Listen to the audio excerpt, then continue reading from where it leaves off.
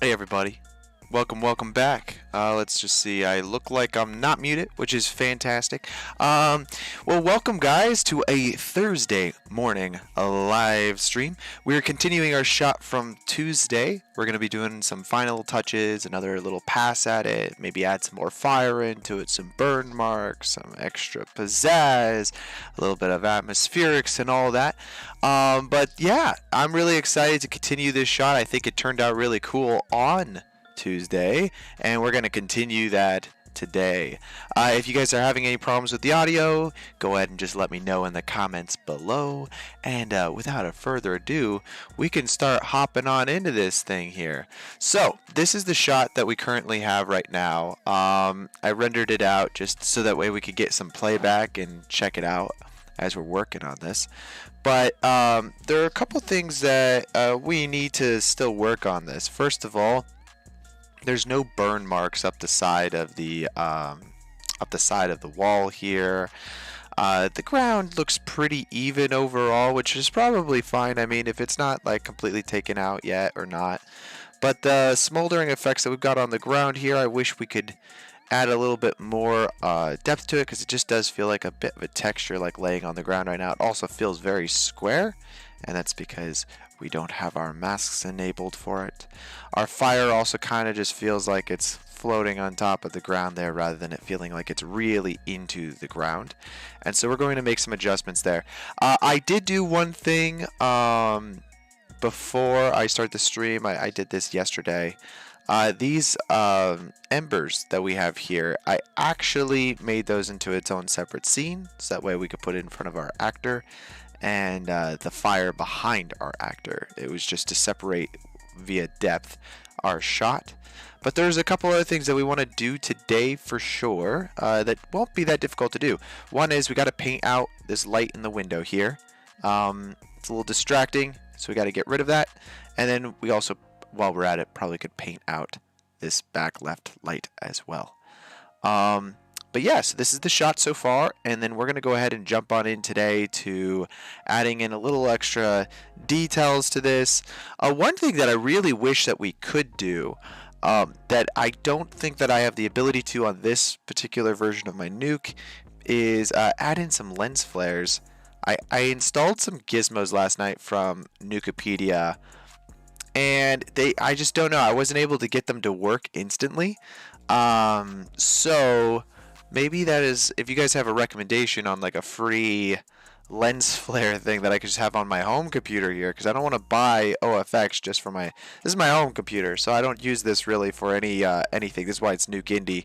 I'm Nuke X at work, like, you know, I do the real compositing at work, but here we're only doing it on Nuke Indie, which, I mean, for the most part works great. It's just, if you need things like OFX plugins and stuff like that, then that could be a little annoying. So anyways, so I did take, in the end of the shot here, I took these embers that were behind him initially, because they were on this separate scene. This scene right here had all of our cards on it, which actually would just drag this down so we would see it a little bit better.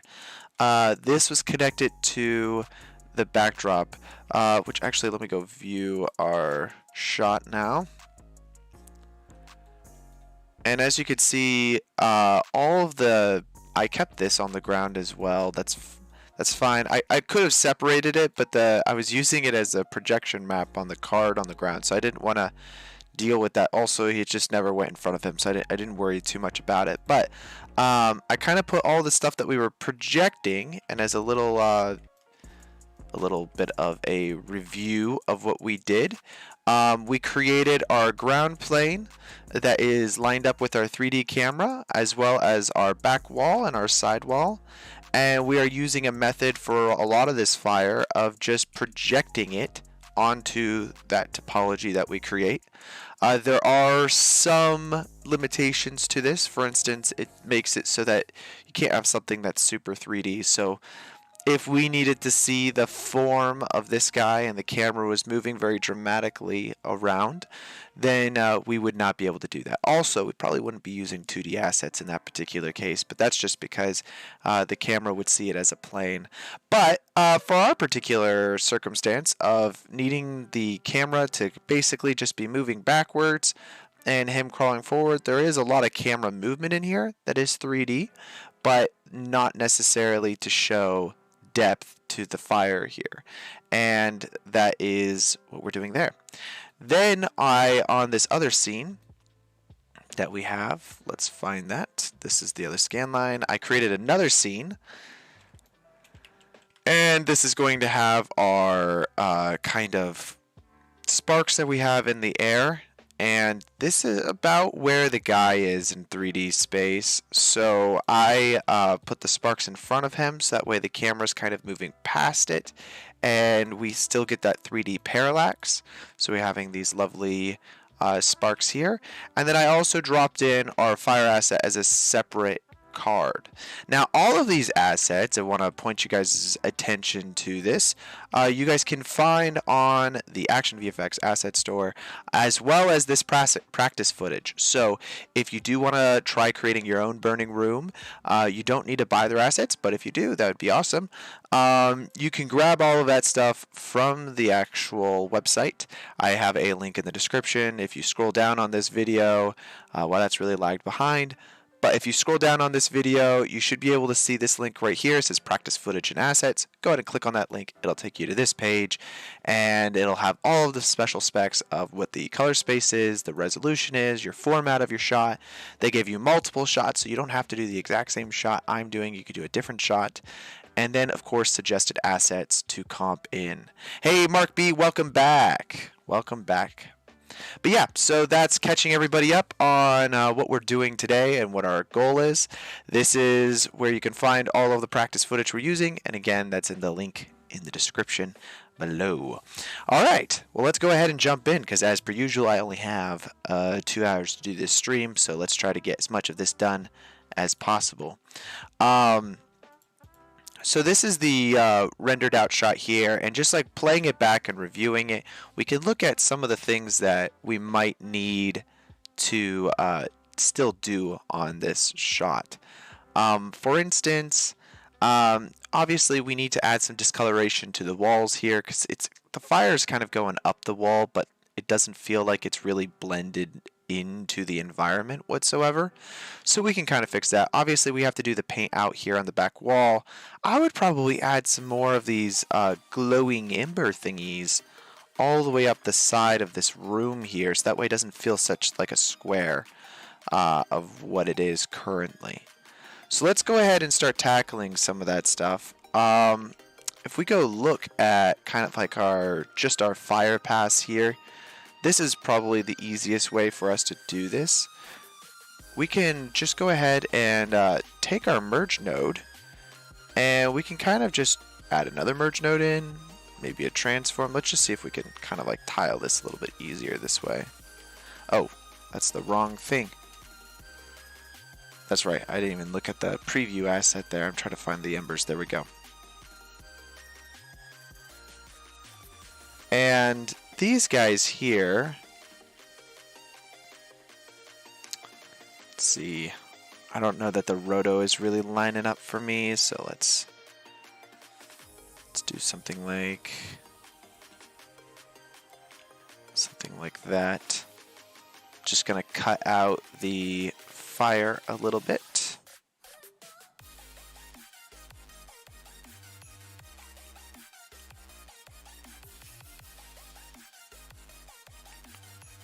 More shape to it rather than having kind of like this very straight edge.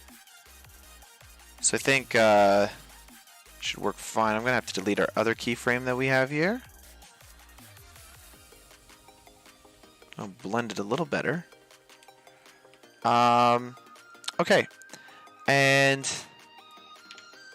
curious. So this is gonna reformat it, and then it's gonna corner pin it. And I'm wondering if we add a merge here.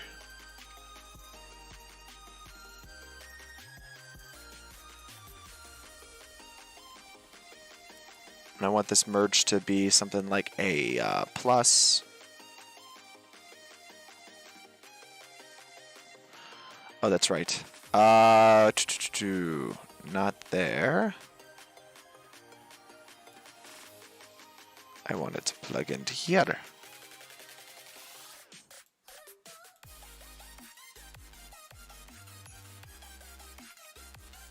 There we go. Kind of.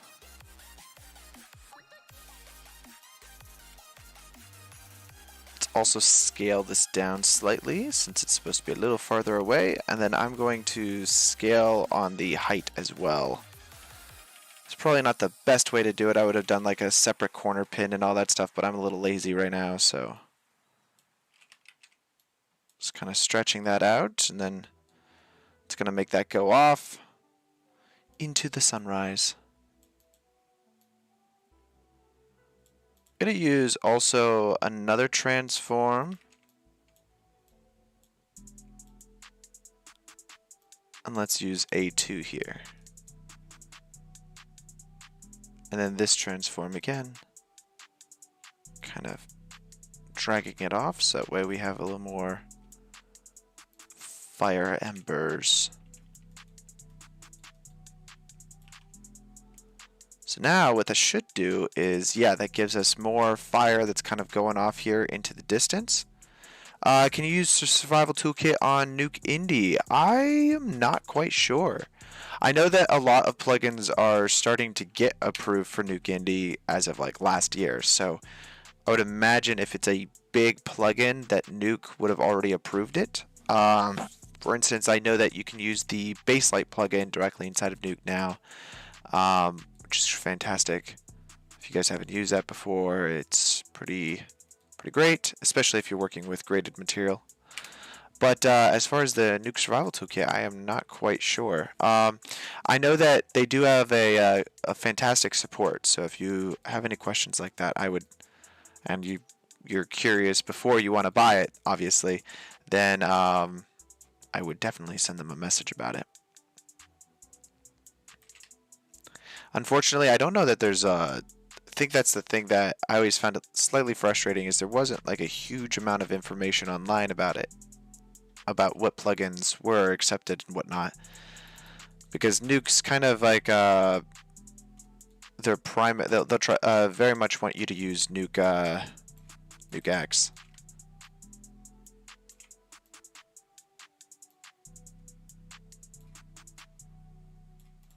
Okay, so that's there.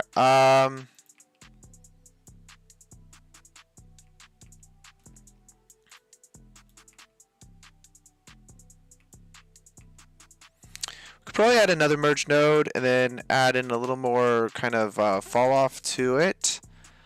Let's see.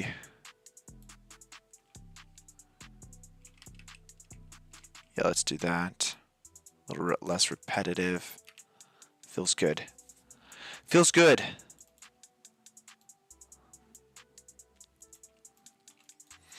We're going to want to have some scorch marks here onto the ground, of course, as we're working on this. There are a few different ways to do this. I will say I was looking into different brushes and tools for Nuke last night, and there is something that's frustrating to me. I was testing this out with just like a typical kind of Nuke Roto paint here, and if I wanted to change the brush in which I'm using here, there's not an incredibly easy way of doing it, as far as I can tell. So you can't change the shape of your stroke. You can't change like the pattern in which it is painting, which is something you could do like in Photoshop. It's stuff you could do in like hell, you can even do in Blender. So if anybody has a good suggestion on that as to like changing brush shapes, then let me know, because I'm looking for something more like, I'll just even show you.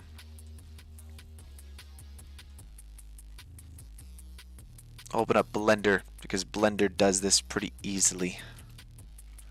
Let's open up just like a plane here, and if I go to like texture painting, And let's say I have a new material, and let's just create a new black material here. And inside of the shader editor, let's use an image texture that we will load our black material into. And let's say, so normally this is just like a regular paint stroke, right? So obviously that's not what we want. We don't want a normal paint stroke. Instead, we can actually go into our tools here and we could say texture, and I could load a texture. So I could say new texture, and then I'll hit open, and then I can find like one of my surface imperfections that I created for my assets. Let's just load dust 5, right? I could load dust 5 into here, and I could paint using that kind of like material as my brush size.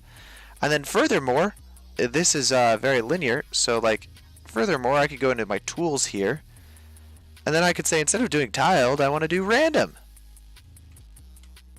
And then now when I paint, it creates a random output of that material, which is fantastic because like I would use this for like painting in like our scorch marks and things like that. I don't know that there's a way to do that in Nuke. I can't find a way.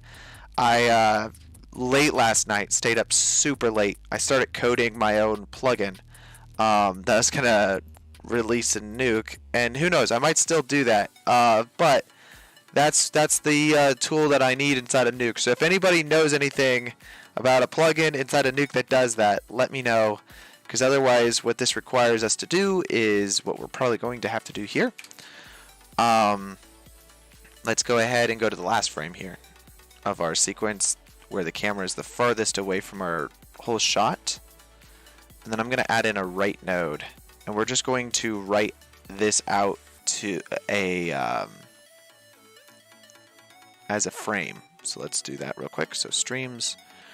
I'm going to keep this in Tuesday's stream folder. Prefix materials. And then I'm going to create a new folder called map paintings. And I'm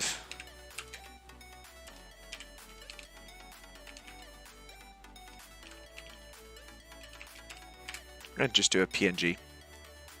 For the sake of this video, it's a PNG. I think sRGB is correct, right? Can I do that? Output sRGB, yeah. I'm still getting used to this config file for aces. Alright, and then we'll just do this frame, 1185. And I'm gonna open up Photoshop, and then we can do a little bit of Photoshop paint work inside of here.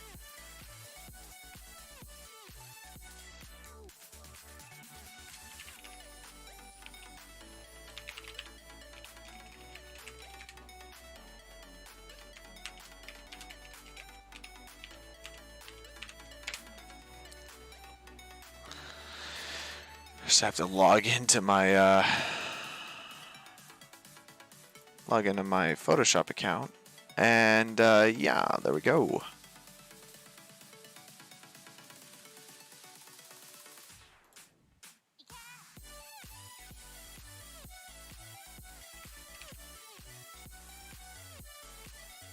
Fix material, matte paintings, and drag that photo over here. There we go.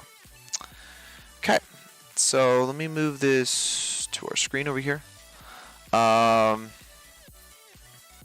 So this is going to be our process of matte painting. Essentially, I need to create like a lot of the burn and scorch marks that we're going to be using in our sequence here. I'm actually kind of curious what we can do here on the side of Photoshop's new like AI tools. Yeah, let's try that. I also want to go to our output here. We'll copy this all the way to the end. Well, actually, no, we already have a JPEG rendered out of this. So I'm going to find that JPEG in my renders.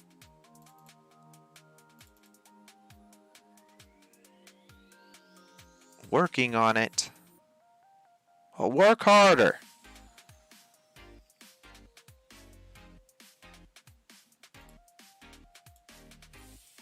And I'm going to find my JPEG, my last frame of my JPEG.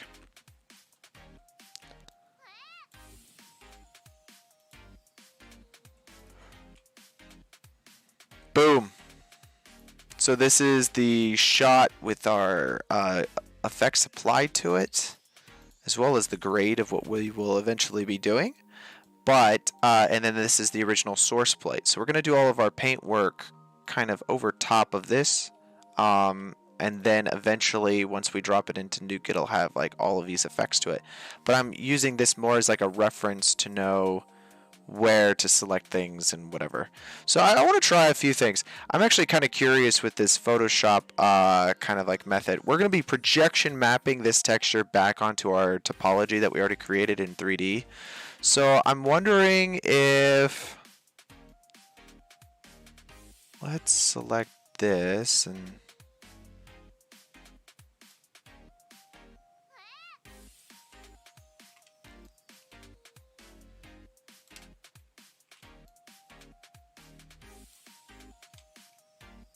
we'll see if this works. I'm kind of curious. Wall burned. Let's see. Well, burned wall. Let's not get too complicated. Let's just try that and see what happens. Let's see what happens, guys.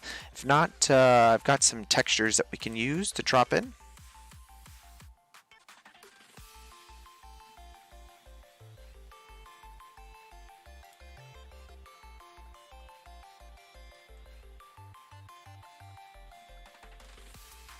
Yeah, that didn't do anything that we wanted. It's interesting. I mean, it just basically multiplied onto the wall, so that's not what we're going to be doing today. But we're still going to be doing everything in Photoshop, so this is the area in which we're going to do our comp work. Let us get started then. So, firstly, we got this back wall here, so let's just paint out this stuff real quick. We can actually, funny enough, we can use the content aware fill for this, or you could just use the heal brush, whatever you want. I'm just going to do it this way because it's actually not difficult to do. Like, Photoshop has made this so easy for you to just kind of do like cleanup work real quick, because this like generative fill thing that it has is pretty fantastic.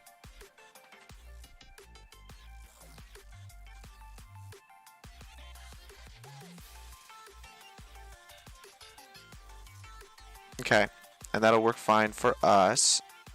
Let's see. I'm gonna do some of these scorch mark things. I have a surface imperfections pack that I created, and actually, let me just show it to you with some of the different assets that I have worked on. So these are all scans of different materials. I'm just going to use 1K today because we don't need anything crazy. But I do have 1K, 4K, 6K, and I actually had to break up 6K into 3 parts. But this is all uploaded to a website that I'm going to be releasing once we hit 1,000 subscribers. So just so you know when that will happen, I have all of these textures that will be going up. And it'll be like my first little product release thing that I'm doing. But what it comes with is 50 different materials that are cracks, dust, fingerprints, residue, scratches, smudges, stains, you name it. You can use all of this stuff here. I'm actually going to change this to, let's say, an extra large, so that way we can see what we're working with here. And I'm probably going to find something that's like dust or residue. I like this residue here. This residue actually might work well, or this one right here. So if we do drop this in, what we're going to be able to do now is I can take this and kind of line it up with our wall over here. So we need to have the corner pins kind of selected on our wall.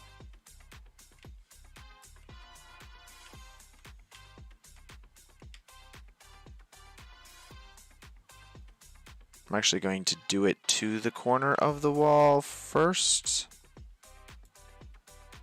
Actually, let's flop this around.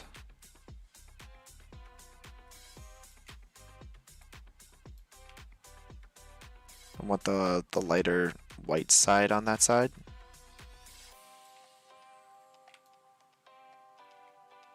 But yeah, we're gonna just use these textures, and these are seamless, by the way, so you could use them as brushes, you could use them as like surface imperfections or whatever you need them to be. Oops.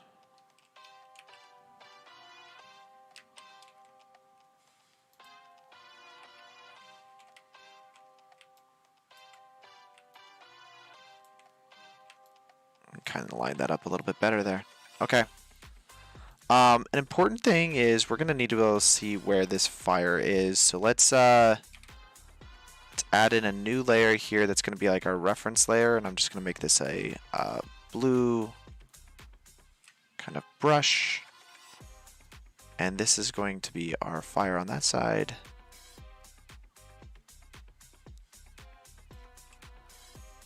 Okay, great.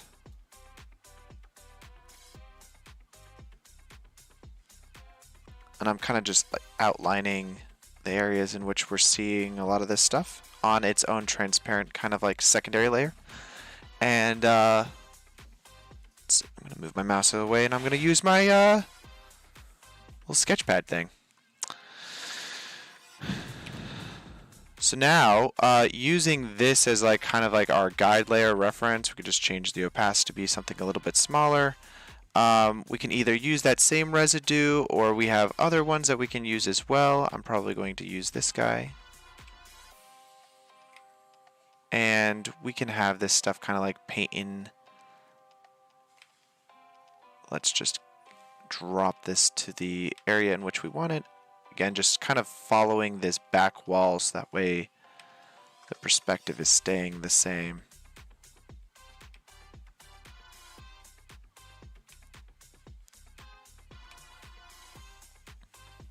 That's pretty cool. I like that. And then I'm going to turn that off momentarily, and just so that way we don't have this seam.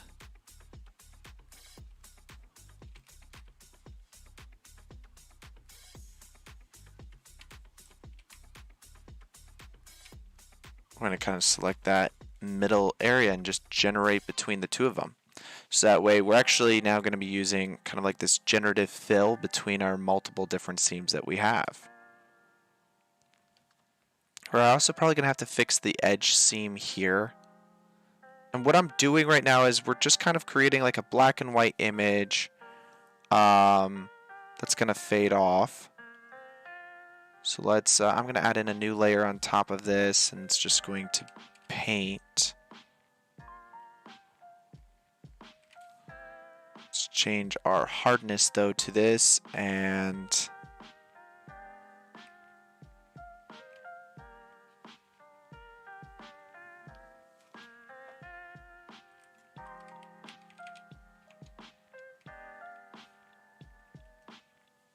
I'm just going to kind of, let's see, I don't want to erase because otherwise I'll have to rasterize the layer and it's more annoying to do.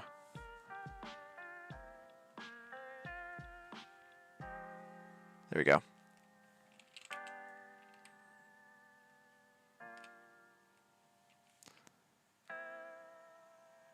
Change my hardness back to 0.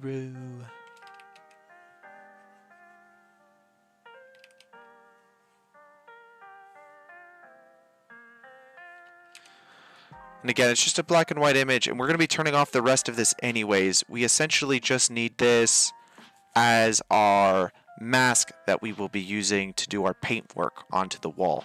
So we're kind of just creating a fancy mask that we will be using here momentarily.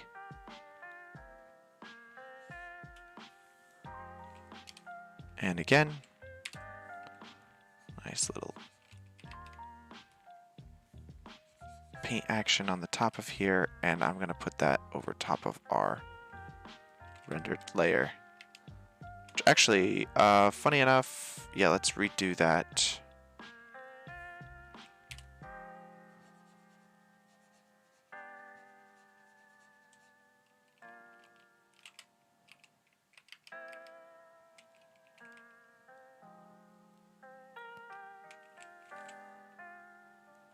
Need to select a little bit more up here for it to fade into. Um,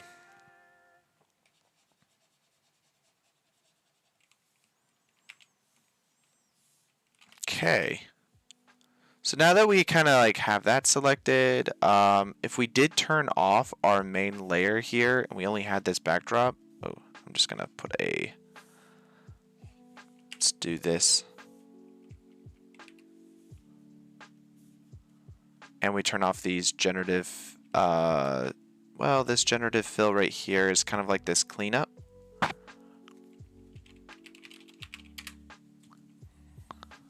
And now we have like this cleanup section here. I'm going to just move that all the way down there. The burned wall definitely didn't work, so just go ahead and delete that. We could turn off our cleanup. And we'll call that PG. We have these residue mats that we're doing.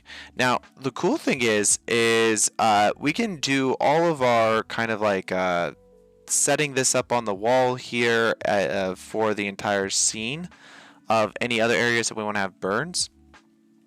And we can multiply this onto our other work. So let's see. Let's just move this down so we can select our entire mask here.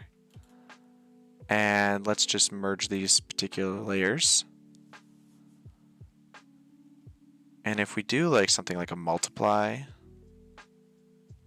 oh, not a multiply. Although something like a linear dodge would be nice. But ideally, what we could do also is we can use this to kind of create our burn marks with this residue on the wall. And then when we select it, we could just change the opacity of how much we want that onto our scene. So I'm going to do something like that.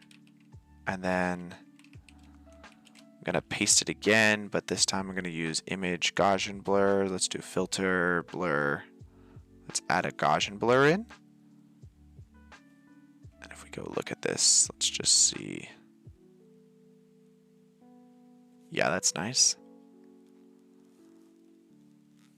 And now you can see it's kind of just adding in a little bit more of a point there. And now if we change this top one, we'll just give it more of a 3D effect to it.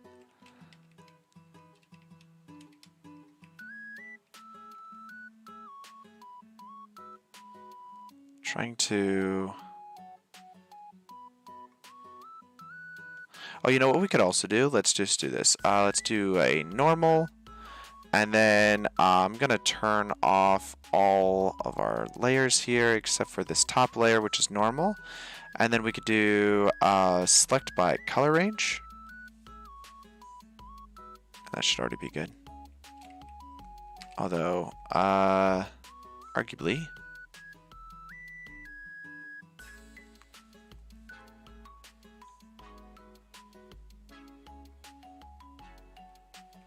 Let's actually just select the black. Let's make everything a little bit easier. And then we'll do select invert.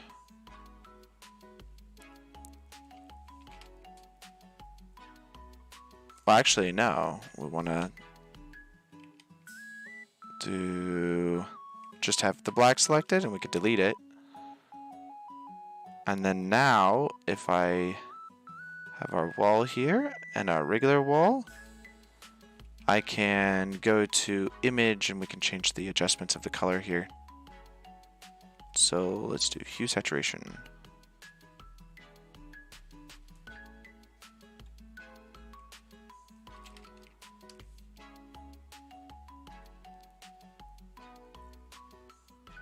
Yeah, the hue saturation.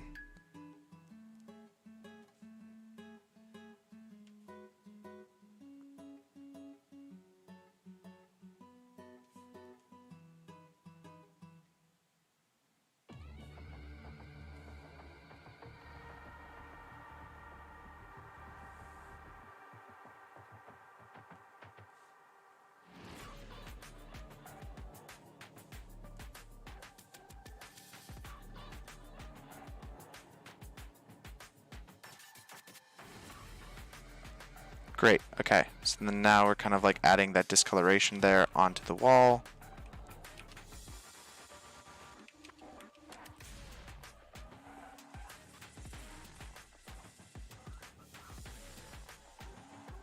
And let's see, let's add another Gaussian blur onto that.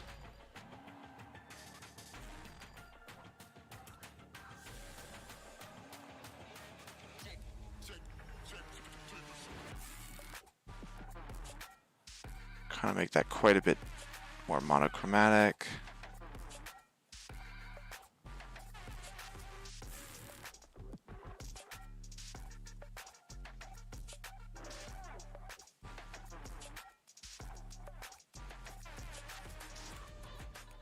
So now we're going to be basically placing that fire on top of that. And cool thing is, now we can kind of do the same thing. We could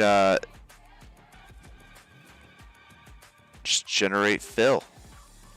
Because it already kind of knows that style that we're doing here and the sparsity that we want it.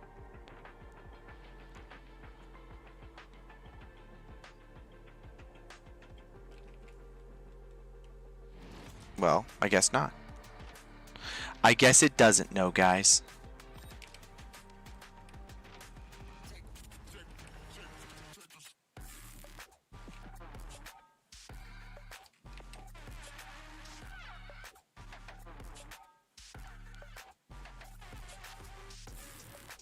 New tool preset. Would you like to create a new brush? Yes, please. And we'll call this dirty or dirt 1.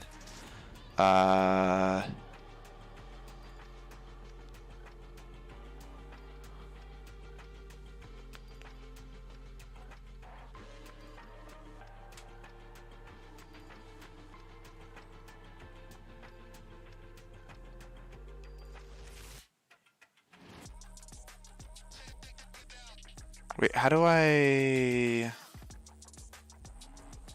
Oh, is it under here?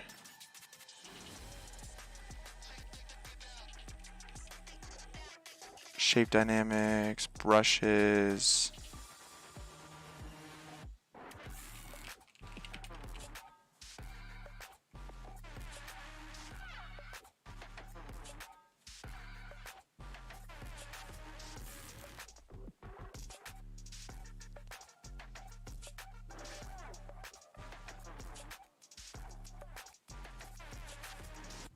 Well, we have all of this other, like, a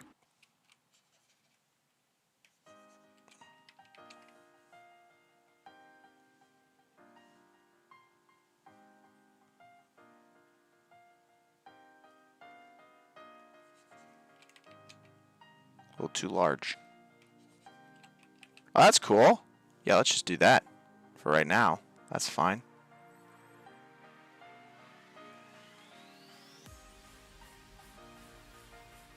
Where's my paint layer?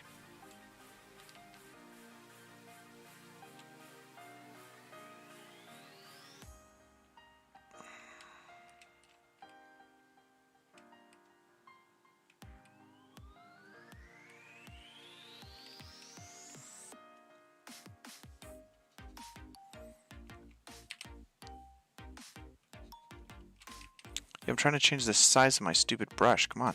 There we go. Flow. There we go. That works better.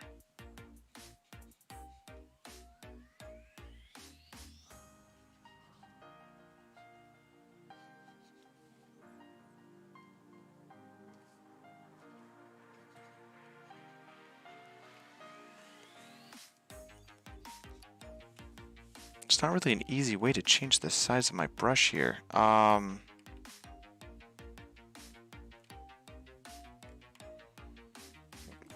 Okay, I can't use this pad. This is really annoying me. Because like I can just do this easily with my freaking brush here. That's so annoying.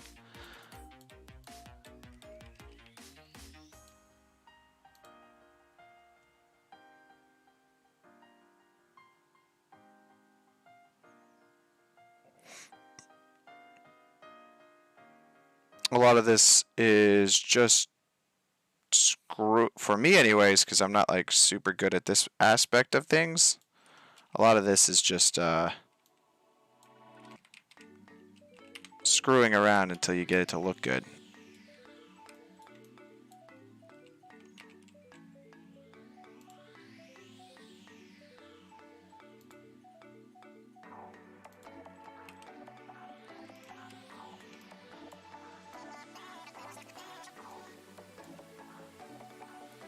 I'm gonna go into here and then just like use a blur tool as well, rather than doing like an overall Gaussian splat or blur.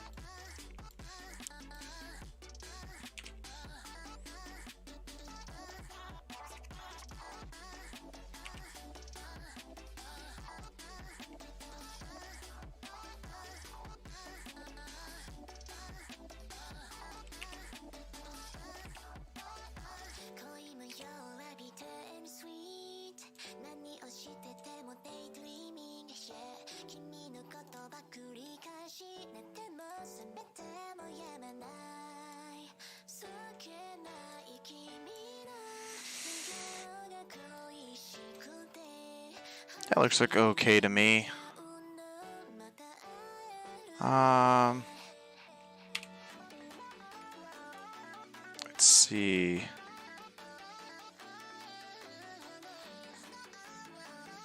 Yo, just letting you know, I've been lurking since you went live. Oh, awesome. Well, thanks for lurking, my dude. We're just lurking with the painting.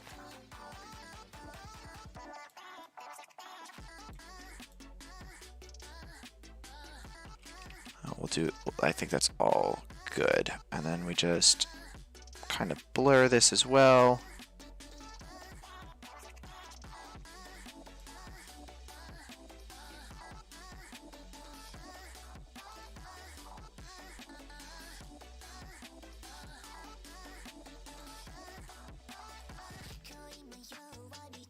And let's see, let's use some more brown here.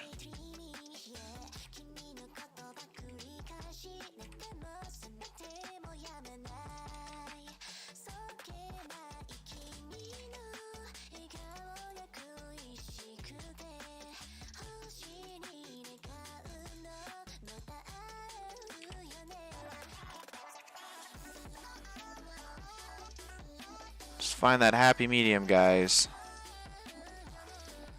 Make it feel like it's not too repetitive.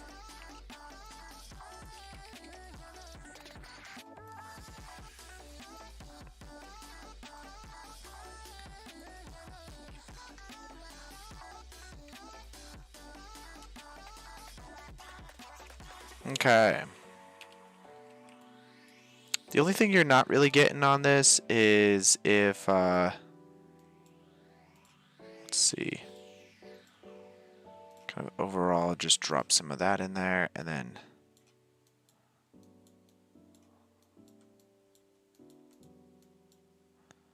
make this a little darker too for this section here.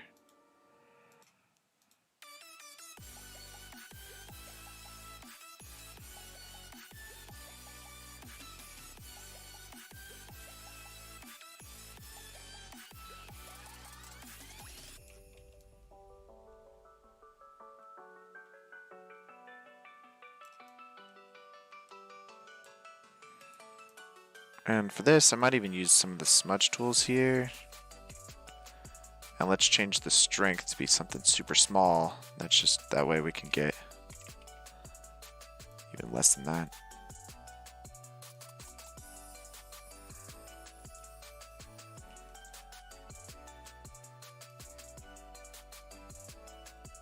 And that's gonna kind of just give us some texturing here. That's cool, I like that.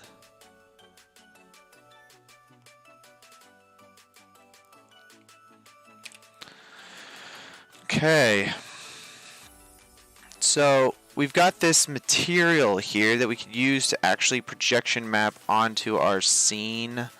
Let's do a few things. I want to look at the guides again that we created in the beginning. We need to make sure that we're covering our bases here as far as the paint.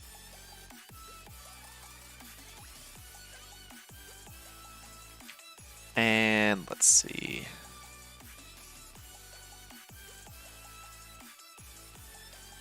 Something like that. And I'm gonna kind of like cover this bottom area here, just following like that arc of the fire as it's going up.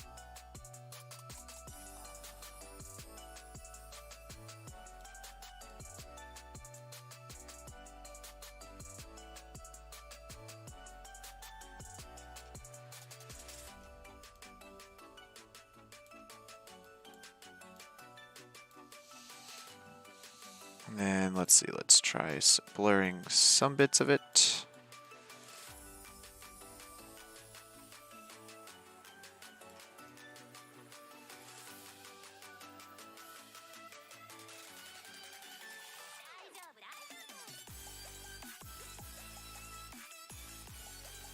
And let's see, let's definitely get this bottom center part here.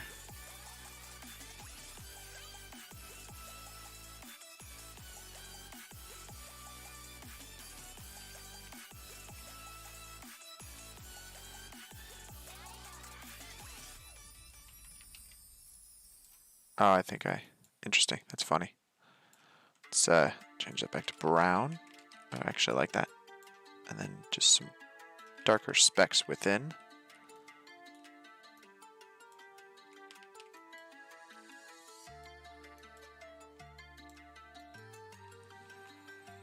Just finding the groove here, guys. Just finding the groove.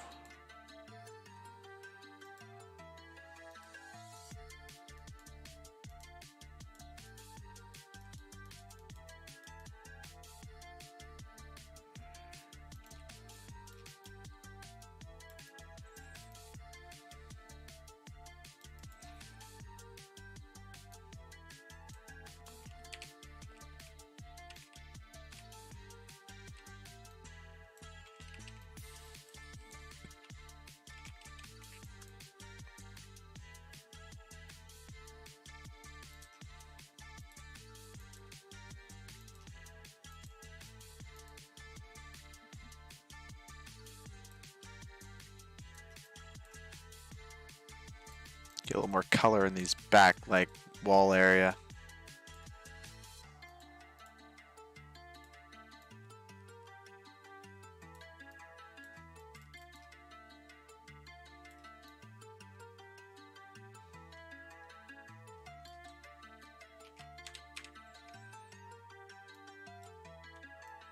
Does kind of look strange without the fire in here, but it's okay. All right, so our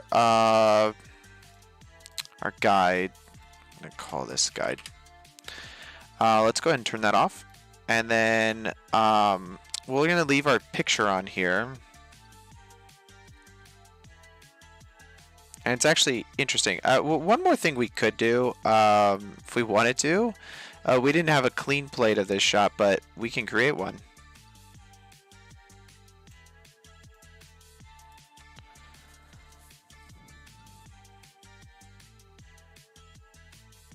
Especially since we're rotoing him back in anyways. We could just do this pretty easily, and then that way we don't have to worry about seeing him double or anything like that.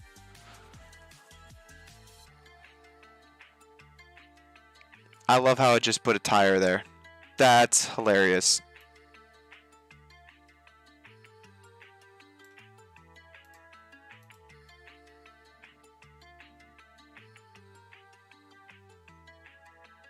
I love that it just put a tire there.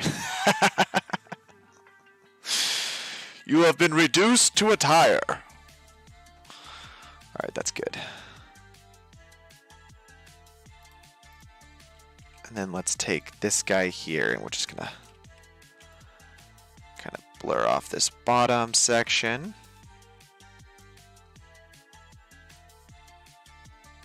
Definitely smudge up the ground there.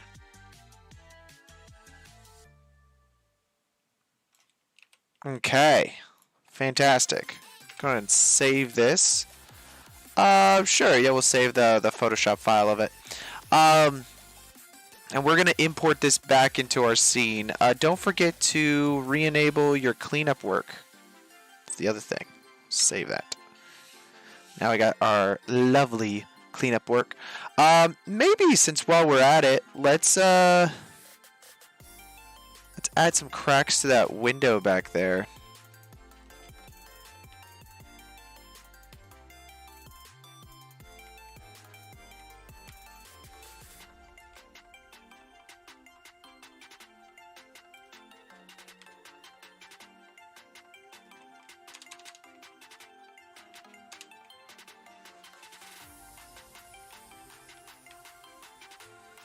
Just kind of line this up with the edges here.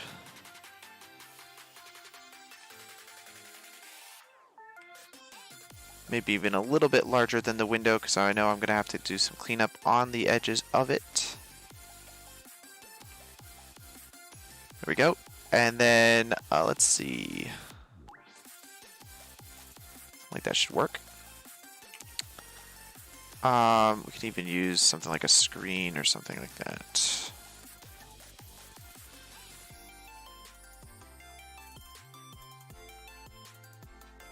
I'm gonna be honest. Let's just use color dodge for right now, and then I'm gonna rasterize this layer. Or actually, let's use a polygon selector.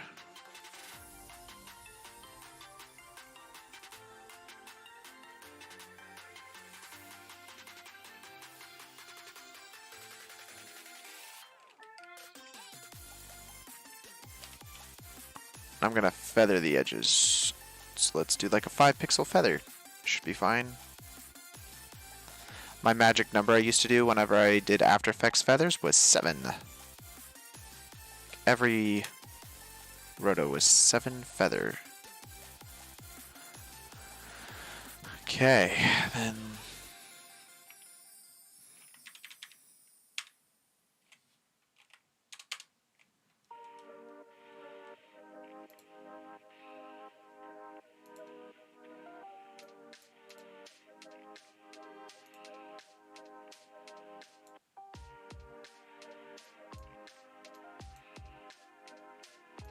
Okay. I just wanted to do that. You don't have to. Alright, we'll go ahead and save this now. And let's go ahead and export this as a PNG. And go ahead and save that to our VFX material folder, and then our matte painting folder, and then just call this matte paint. Go ahead and save that. Great. So now let's go ahead and close that and open up our Nuke. And in here, we're going to load our matte painting that we did on specifically this last frame. Yeah, I think our fire is done on which frame? I think it is done on the last frame. Is where all our fire assets are happening anyways. So, yeah, this won't be that bad. Although, I'm probably going to make this its own separate scene just to make this a little bit easier. So let's go ahead and do that. I just think it'll look cleaner in the long run. So I'm going to add in a new scene. And this scene is going to have a camera plugged into it. So we'll just plug the same camera that we had before. And then we're going to have a scanline renderer. Oops. A scanline renderer classic. That's what we want. And we'll plug that into our camera. And we can leave the BG unplugged for now. And we're going to just copy paste our walls because they are actually the exact location that we need the wall to be at.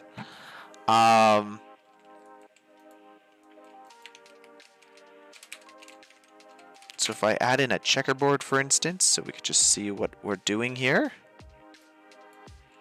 And I view my thing, should be exactly the same.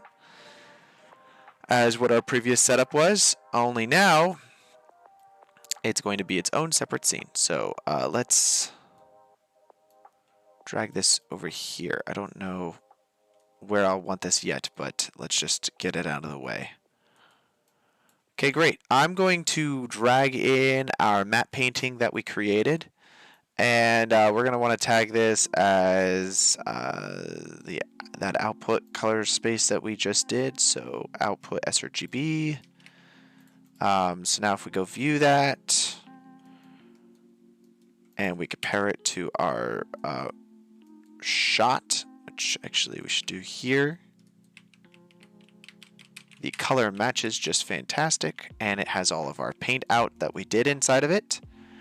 We're going to add in a project to 3D classic, and we're going to need our own camera. So I might as well just copy paste this to ensure that this is the correct frame. I'm just going to say no animation on all knobs for this camera, and we plug our scan line into that guy. And now, let's do it this way. Let's add in a dot. These walls that we created, they can all be plugged into this Project 3D. So now if we go view that inside of our scan line, yep, sure enough, looks correct.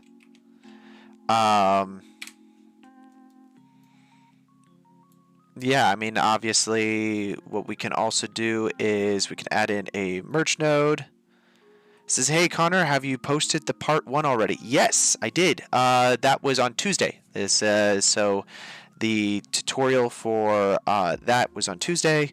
And, of course, I'm just doing this live right now. So if you didn't realize this is live, it is live. Well, obviously, you know it's live. You asked in the chat.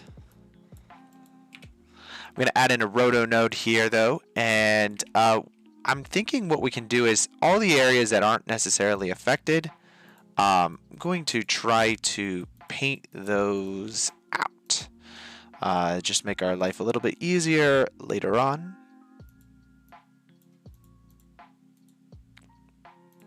Smooth points. And that way we can kind of clean up this edge here. Let's say RGBA, and then let's go ahead and invert our selection. And I'm going to add in an edge blur. Oops. I'm going to add in an edge blur of like 300 or so. And I always like to do 300. If you guys have followed my streams enough, you will know that every time I do an edge blur, it is always 300 is like the first number that I do, and then I kind of go from there.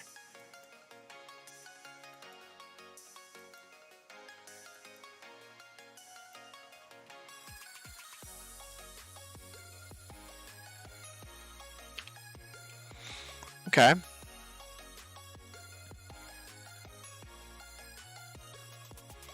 Now that if that gets projected onto our sequence here, interesting.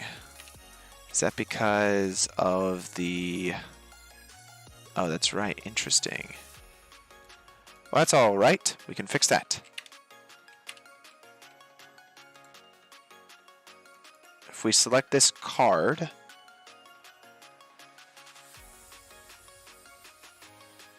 Why is this popping up here? Did I bump a... Oh, you did. Unlock that. There we go.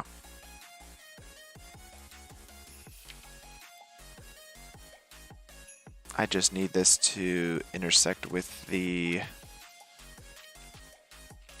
ground.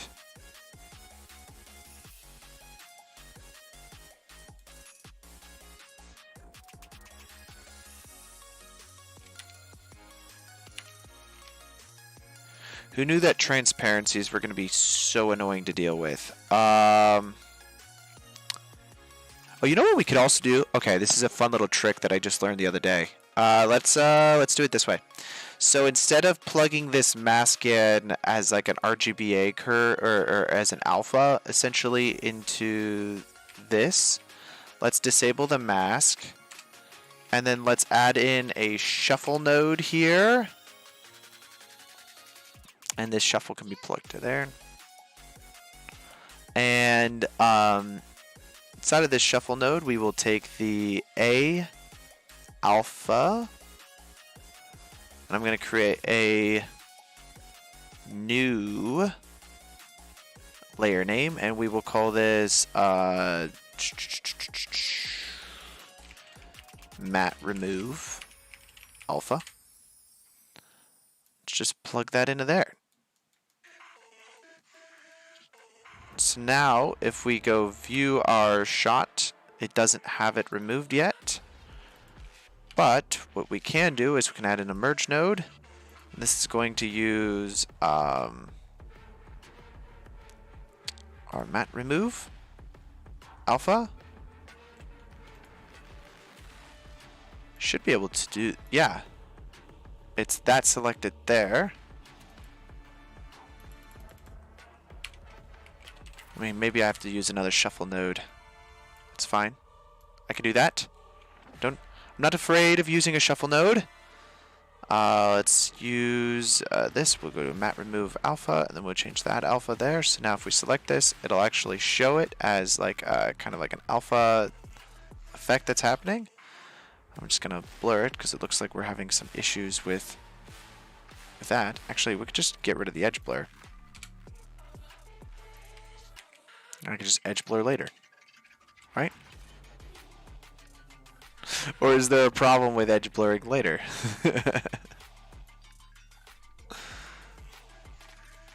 Alright, that's fine there. And then I'm going to add in an emerge node below this scanline renderer. And we will plug that into our edge blur.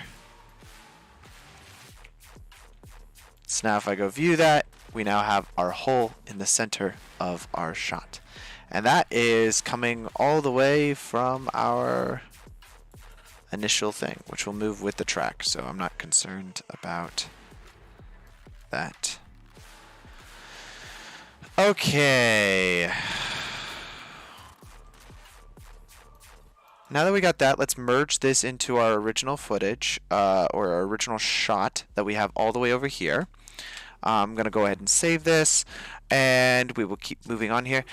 What we need to do is we need to merge this back onto our footage before it gets merged onto the rest of our sequence. So, for instance, this is our guy here, and then here is the backdrop, and then we need to undistort our backdrop here before it merges onto that section. There. So I'm going to kind of select everything and move it down to give us some space. It's starting to get a little messy. So this is our fire, and this is the section before the fire.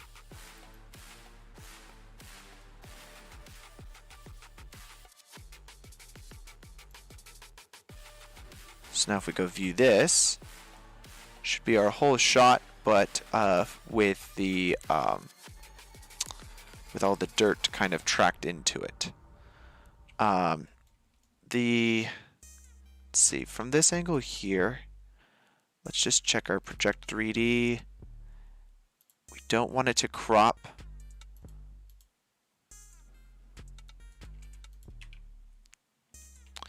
Are having some problems with it going off camera there.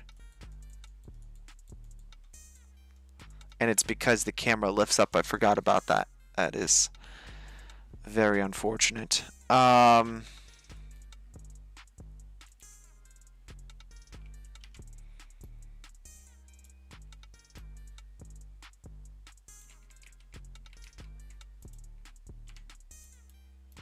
Let's add a merge node in, see what we can do here. Let's see.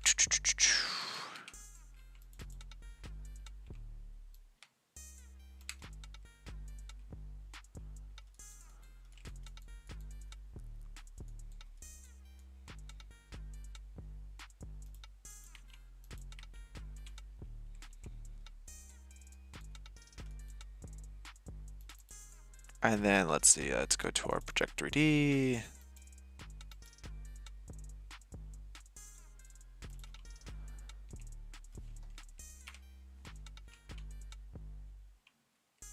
And can we clone stamp? Yes, we can. And we will.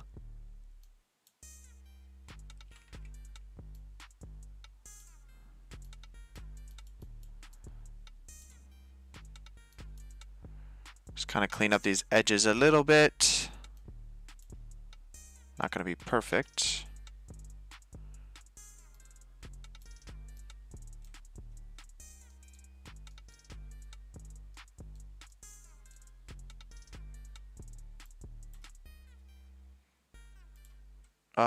If we go to lifetime here, well, that's unfortunate that I can't do all of them at the same time. Let's set this to all frames. Okay, so that's our roto there, and then we have our plus that's happening, which we can actually just move our plus down, essentially below that. And that's going to drop in all the fire on top of our kind of like dirt that we added and grime that we added. So now if we go look at that shot,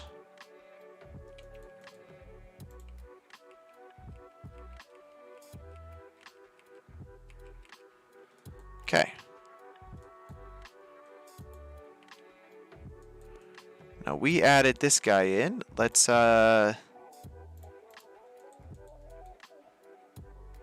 see.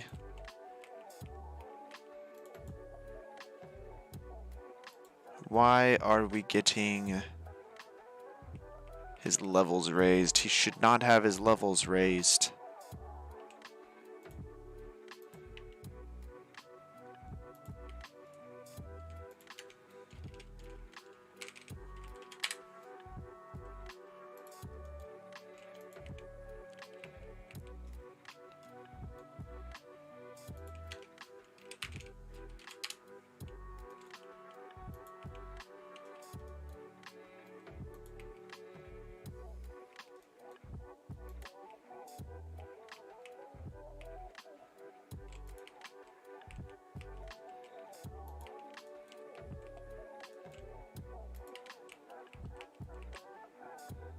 Actually, why isn't it showing it as an alpha there?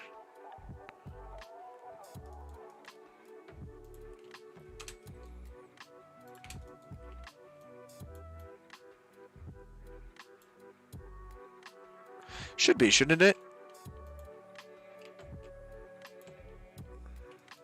Oh, wait a second. That might be causing problems. Yeah, that was causing problems.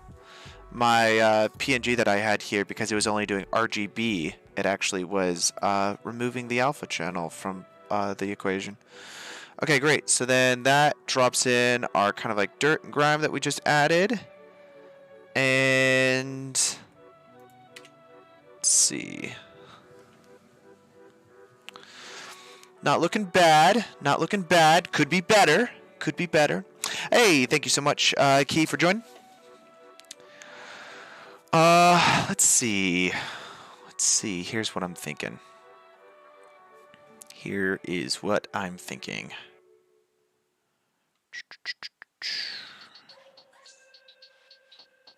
Let's add a few volumetrics into this before we go back to some more paint out work. The cool thing though is now that we did that, we actually got rid of that light and that light over there, which is pretty great. I like that. And overall, the dirt's not bad. I think this looks a little 2D over here. Not gonna lie. Not gonna lie. Looks a little 2D. And I'd probably just get rid of it, personally.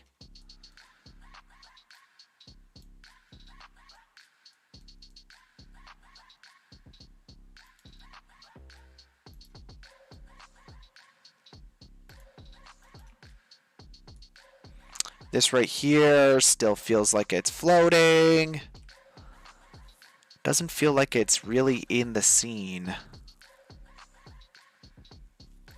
There's a couple things that maybe I could do with that. Let's see.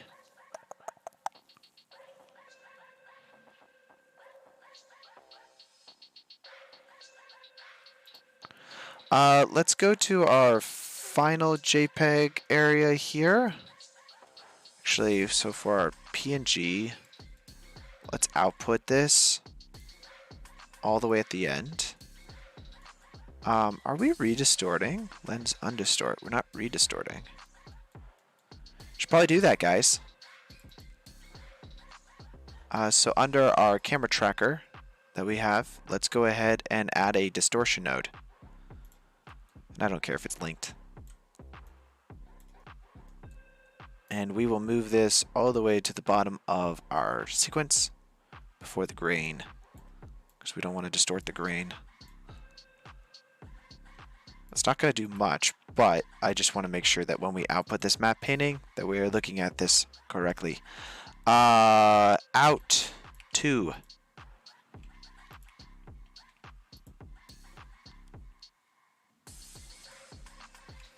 I'm going to go ahead and just send that into the ether.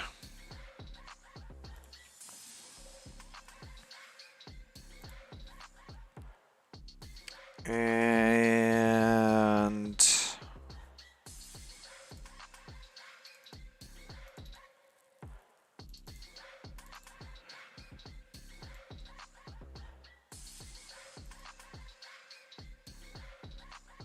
that's version 1, version 2. I need to make sure that we disable our grade that we're doing. Yeah, that's the entire grade. Okay. And then we'll just render that out again. And then now inside of our document, we drop that in. It's pretty good.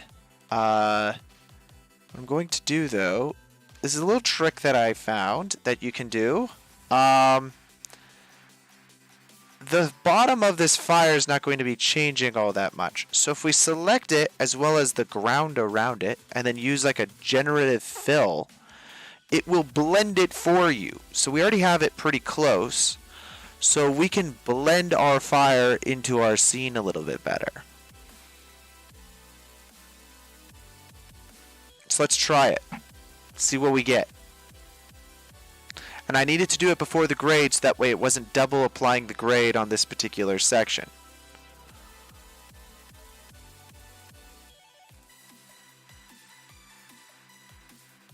Let me try a different thing here. So,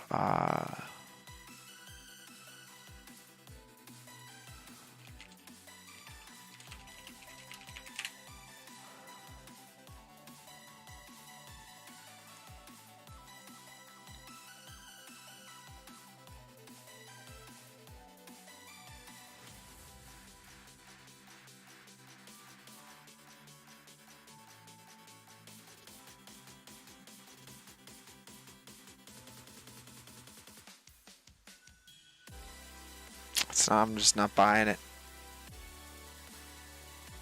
Not buying it, guys.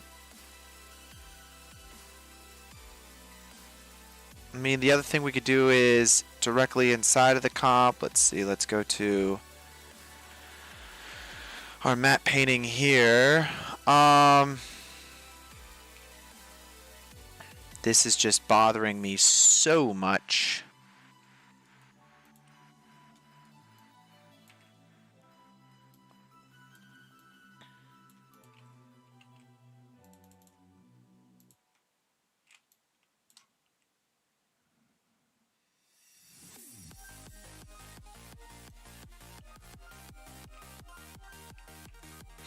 Oh, I'm wondering actually, let's see, let's take this regular roto and then let's add in a multiply.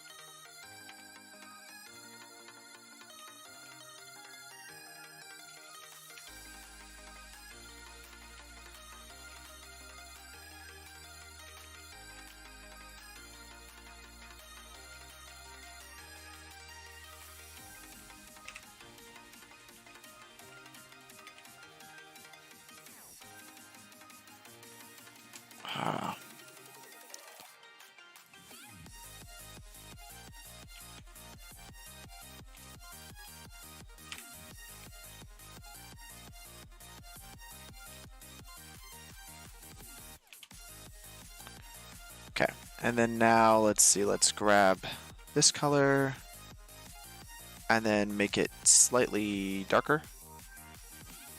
See, that's the alpha.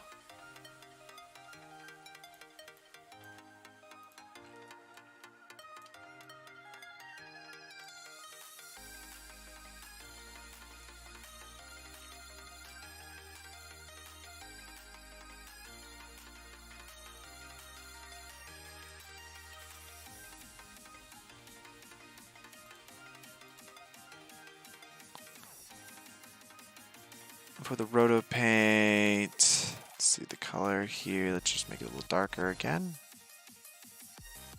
Why am I not seeing? Oh, there it is.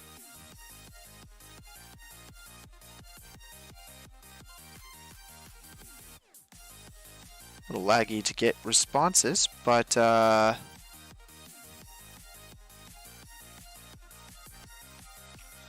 keep this open and then let's see. Let's bring them down a little more.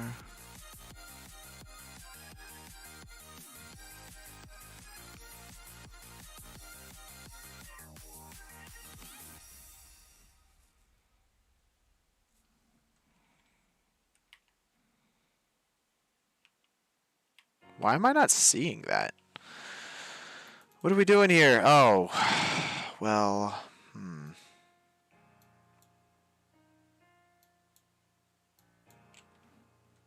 Is that what's going on here?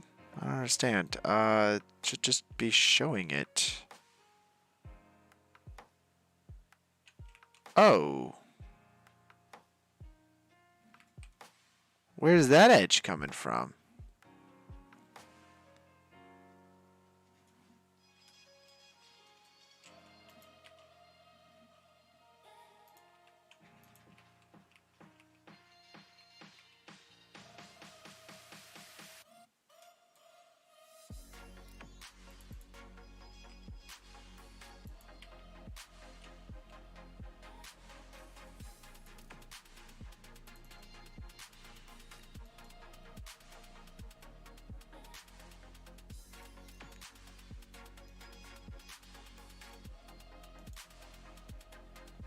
Okay.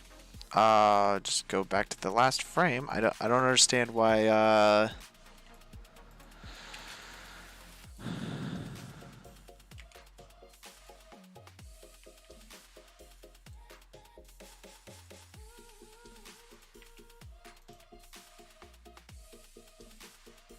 Oh, there we go. That was crazy. Yeah, that okay. Let's continue working on this then.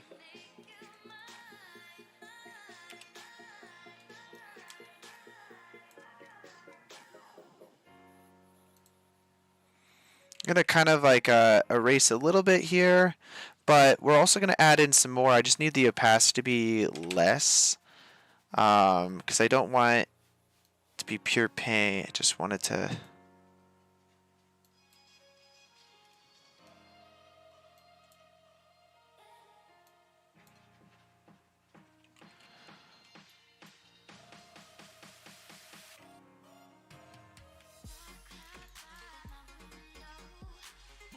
Yeah, that's good. I like that.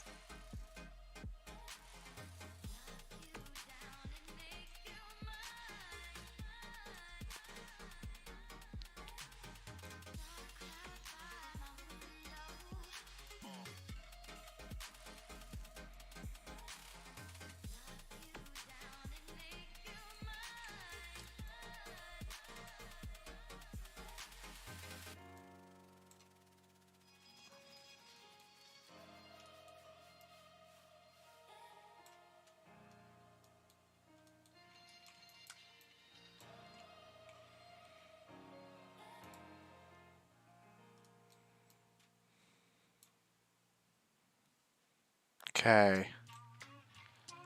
Let's just add a little bit of.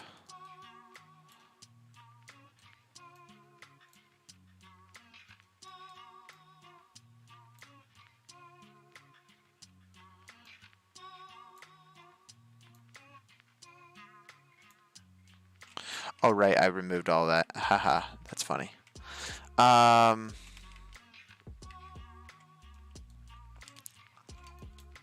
gonna have it fade off a little bit more over here, and then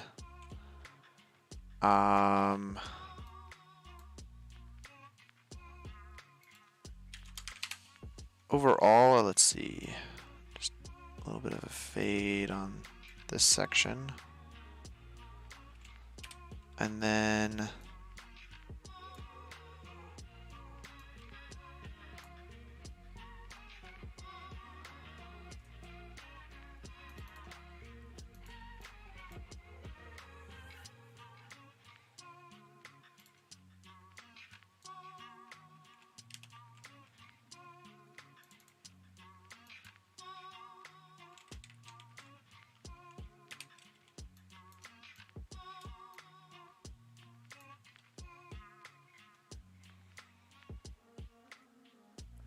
okay. With all that selected though, let's change this to all frames for every single one of them.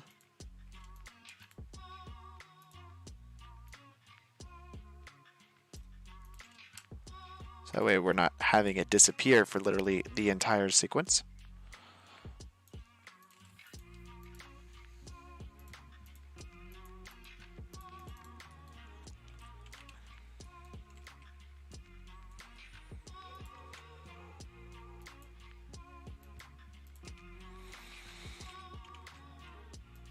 Okay, let's see what that looks like with the grade. So this is the work that we just did. We just added in some more shading in like these specific areas. You know, story-wise, it doesn't really make sense for him to be crawling through the area where there is actual flames. So let's let's move that over slightly.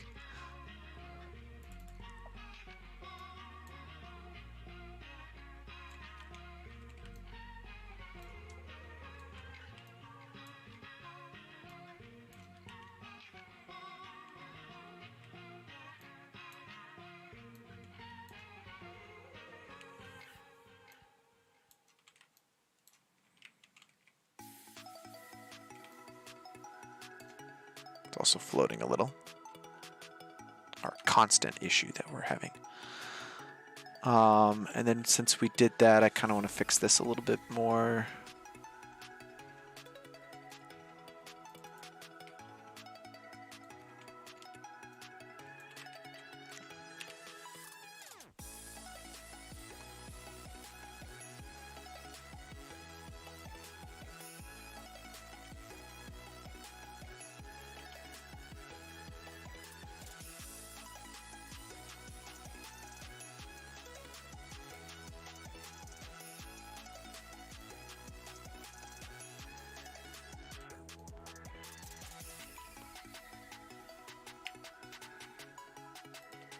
Works really nicely, I think. Okay, all right, guys. It's a good pause moment. Anybody have any questions as we're working on this? I'll go ahead and cache this out so we can see it in playback. I'm gonna add some atmospherics into it as well. I just kind of want to see this in playback right now, and then go from there. But if you guys have any questions, feel free to drop them in. Now's the moment. Now is the moment. Another quick thing, I know I mentioned this earlier, but for those of you who maybe joined later, I do have the link to the assets that we're using here today, both the background footage as well as the stuff we used inside the actual shot here. So the assets and whatnot. Oh, they do have burn marks. Oh, I could have bought those. But anyways, they have burn marks, so that way you don't have to do what I did. You can find that in the link in the description right here. The first link, this Action VFX link, and it has to the practice footage, which is free, by the way. So go ahead and go grab that and create your own shots. And then also, real quick, while we're at it, if you guys do create your own shots, then let me see them. I have a Discord, so just join the Discord right here. Join the community, guys, and you'll know every time we're live. And we do multiple streams. This is actually a new format of a live stream that I just started doing recently. Actually, interesting. What is going on here?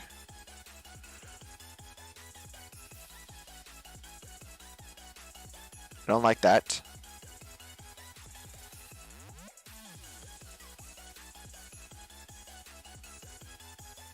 Why is it floating so much? I shouldn't float. I gotta fix that.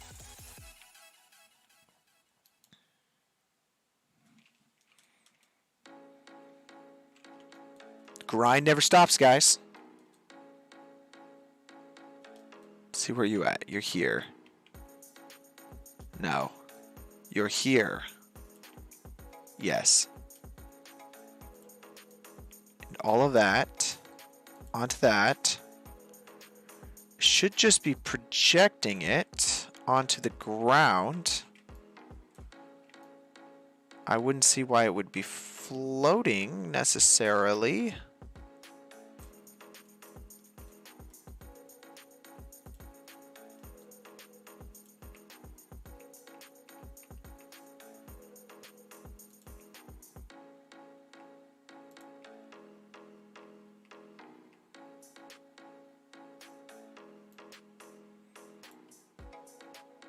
For right now, I'm just gonna keep the one.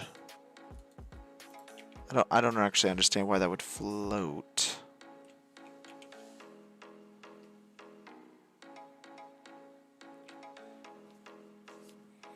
You know what I kind of did want to do was have another fire over here.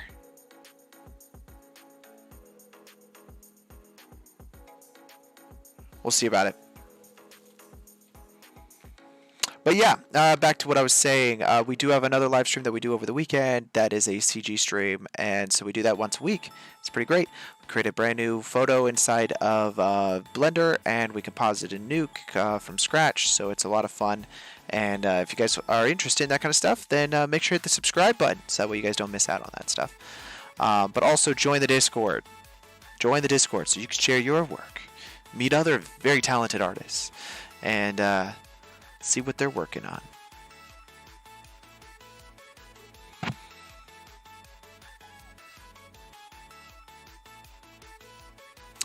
Yeah, I'm thinking we add in some volumetrics here.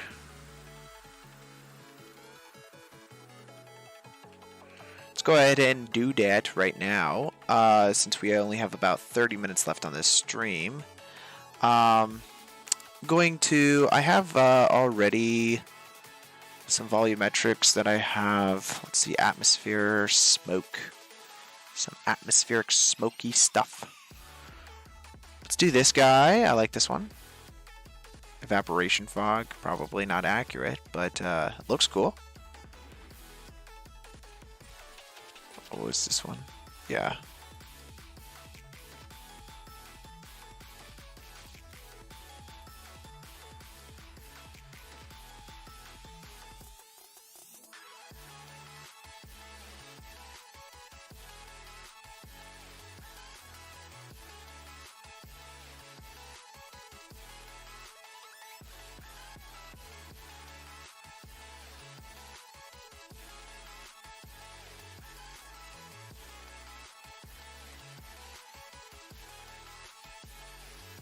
Do have to fix that.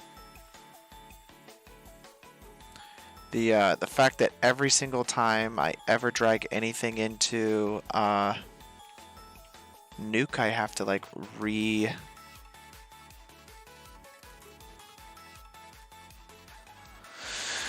Okay, I'm gonna use this as its own card.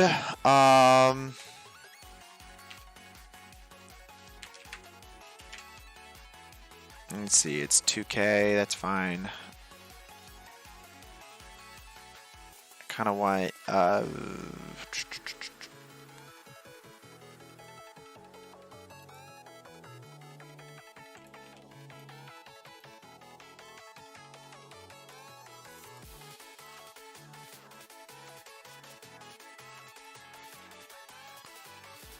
some kind of like smoky brown.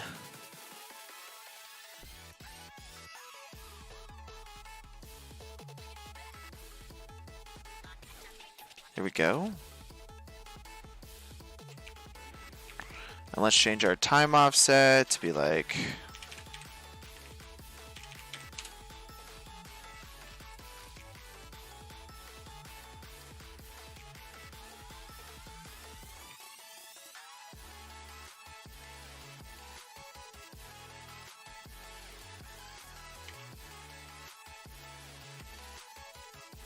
Okay.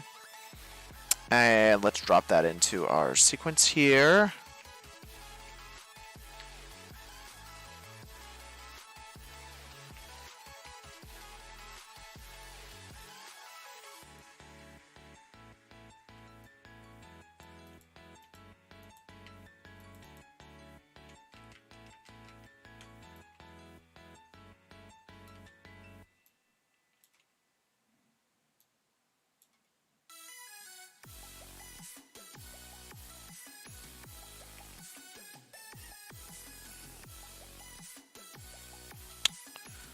If I use the grade node on this, then that'll give actually me the control of how much fog we want in our shot.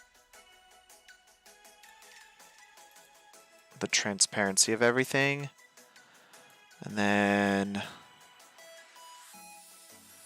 we just have this crazy camera move that we definitely need this track to. So let's find our fire and our embers world.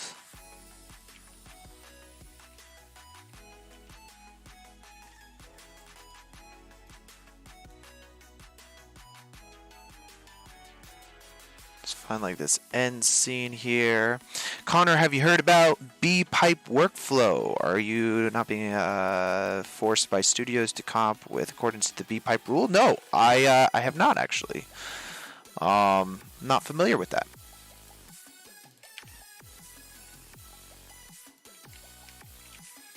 I should look into it though, because it's always helpful to learn new these new tool sets. But no, I am not familiar with that currently.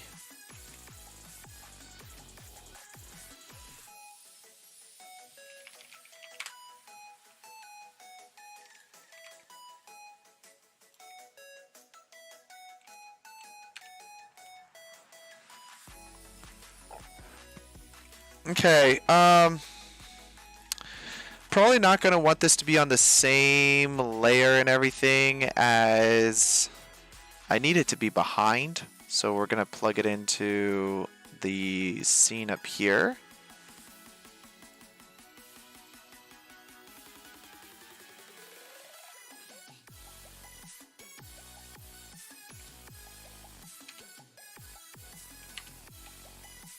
So actually be helpful too, because now we're going to be able to see it in that 3D kind of like environment that we have already set up.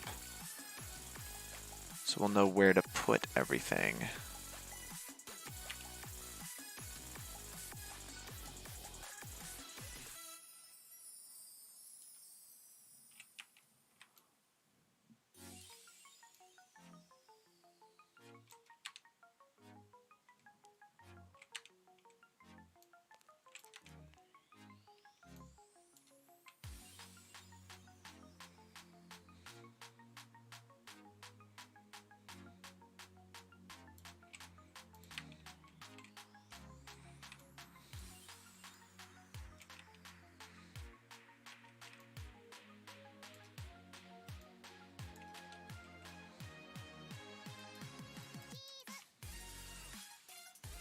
Okay.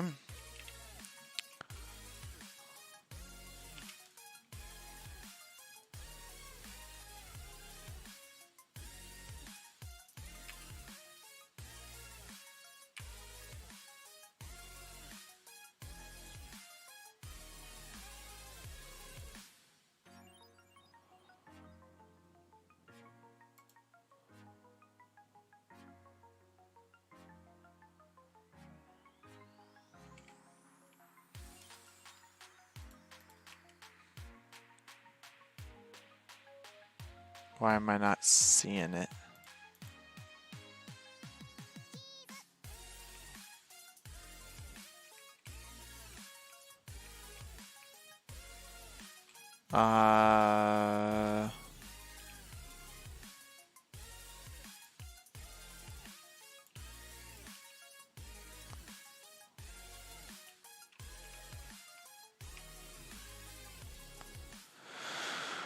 What are we doing here in the color correct? That is...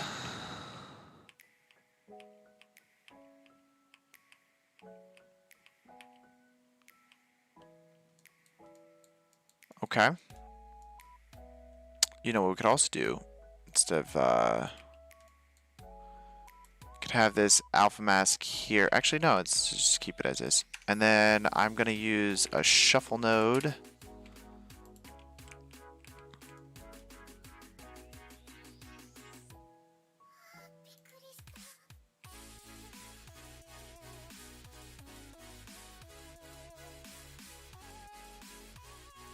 And let's see, let's just do it this way. Take the alpha of A. Or let's do RGB, and then let's create a new one called Smoke Alpha. And let's take the red value and plug that into there.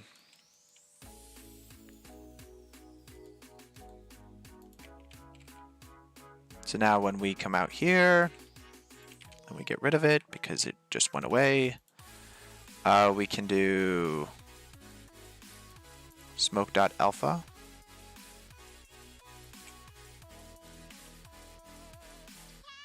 Oh, wait. Sorry.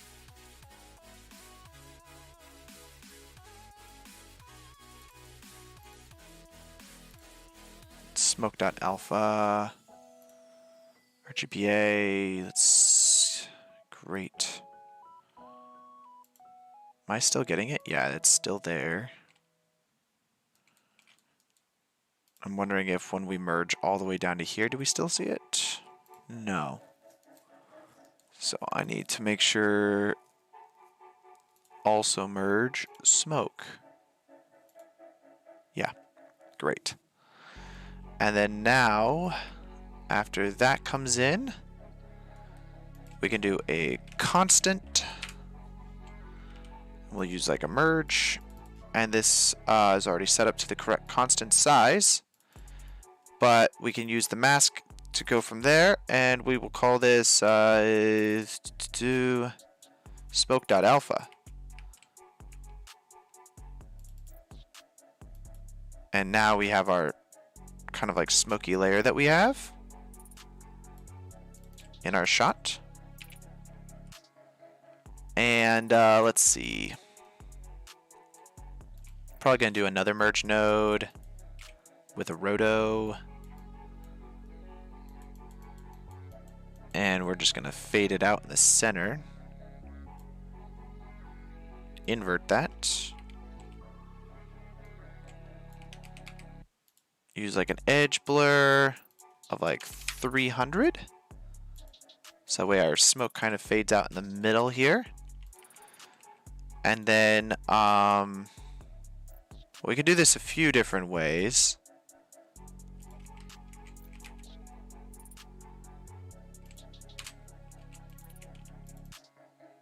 I'm going to change the color here to be like hazy brown that we want. Oopsies. What am I doing? There we go.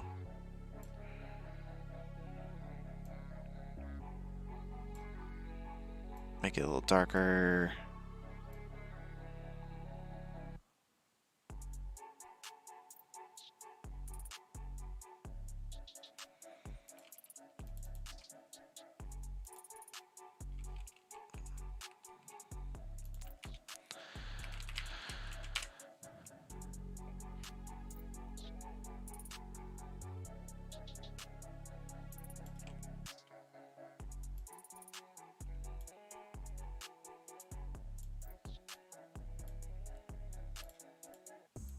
And let's see, let's take the smoke and then plug that into our alpha. So that way we actually have alpha.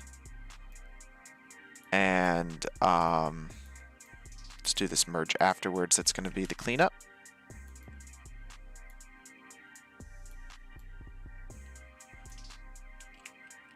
Great, so now we have alpha of our smoke that we want to have in.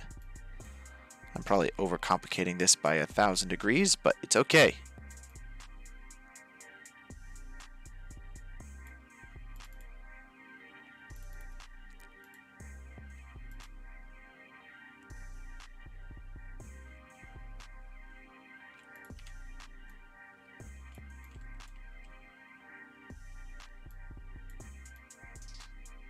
Sometimes what I like to do, especially with like smoky materials like this, is to multiply them first onto your scene, and then that way it kind of creates like a darker version of the thing around it, especially since we don't really care.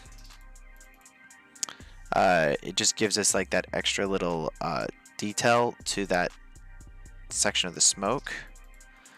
Let's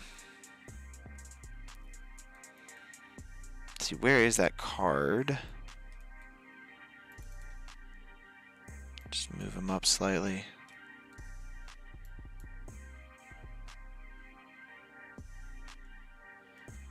I think his saturation is still pretty high.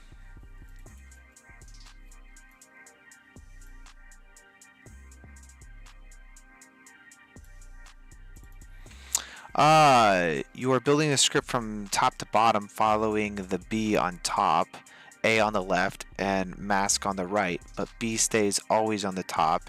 It's much easier later to find what is causing the problem in comp. Oh! Okay. I tend to, you know what interesting thing, I do not put B on the top. I always put A on the top. Because I'll explain why in my head. I'll be honest, I didn't go to school for visual effects, so I am 100% self-taught. So I'm sure I do many things incorrectly as far as like pipelines are concerned. But when I organize stuff, I always put A on the top because your background footage is usually, I guess that would be your B. So I guess I do put A on the side and then B on the top. I guess most of my comp is like that. Then it gets crazy because I start doing a billion things. Yeah, no, I mean, don't look at me for how to properly do pipeline stuff. Well, that's actually really interesting. I'm gonna, I'll start trying to do that. That's pretty cool. Is that like pretty standardized?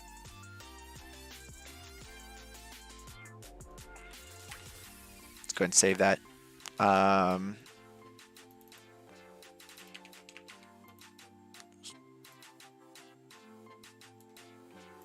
There we go. Great. That works tremendous.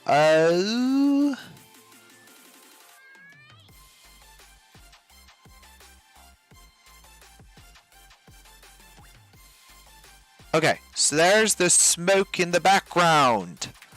I really like it. Let's go ahead and add in another smoke, but in the foreground.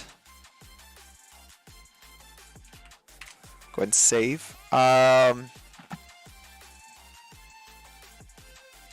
I'm thinking, so that's the background here.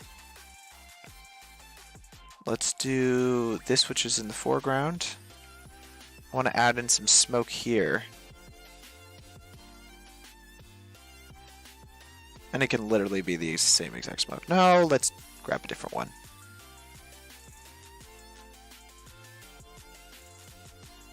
Something that's moving a little faster, maybe.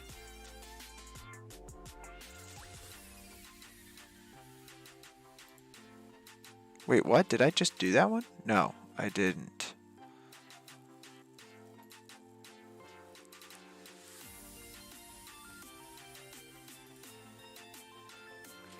But yeah, I like that. I like that idea. So it's a B on the top, A on the left, and then masks on the right. Interesting. It's interesting about putting like A on the left or right of the masks. I guess it kind of depends on what part of the comp I'm in, because sometimes I try to just keep things clean because I hate when lines cross each other, and so I do whatever I can to like avoid that as much as possible.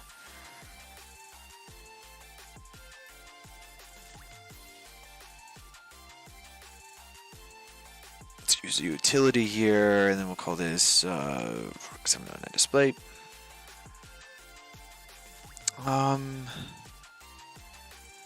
Yeah, let's put this as its own card here in the center.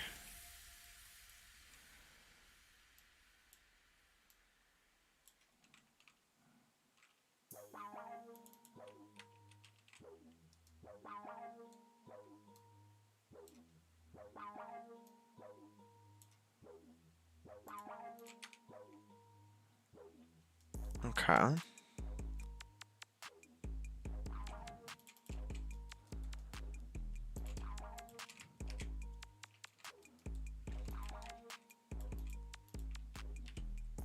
So then a mask on the right side.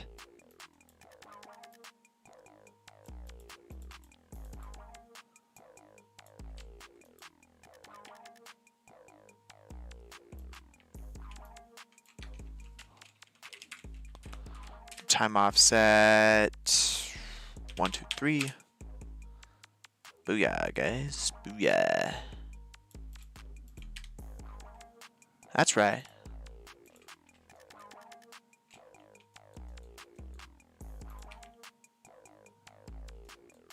And then this just gets plugged into there, I suppose.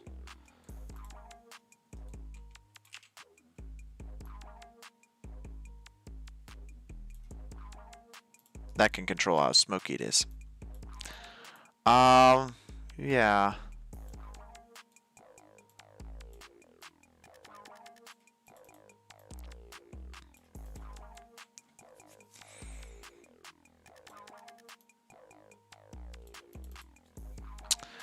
It makes it easier for us to jump into other people's scripts and see what is going on. Okay, yeah. So currently a junior comp/VFX artist here. In work, we always try to maintain a B pipe, so all our work is done on whatever side of the pipe you want, then merged back into the B pipe. Oh, okay, very cool, very cool. Again, this is maybe where my slight bit of inexperience works. I don't work at a large studio. I work at a small studio, and I'm kind of always do my own shots. And I have other VFX artists that I will work on in their comps. So they will send comps to me, as that's helpful to know for that. But like, no one ever takes my comp and uses it for themselves. Like, that never happens. So it is quite interesting to know that aspect of it, because that is certainly something that I didn't know, and I've never worked at a large studio. But yeah, I think that's pretty crazy. That's awesome. Use this shuffle node here, and then we're just gonna pipe in alpha to it.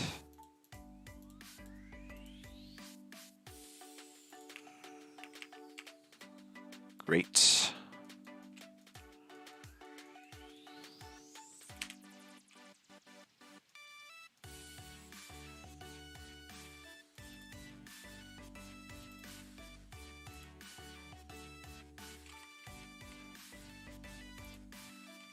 Am I losing my detail of my smoke? What's going on here?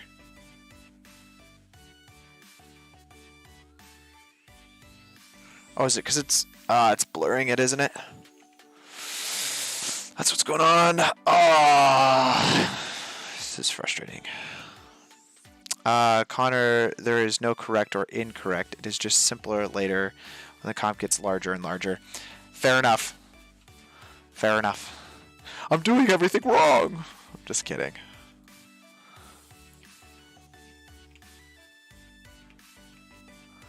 Let's see. If instead of doing it this way, we shuffle it into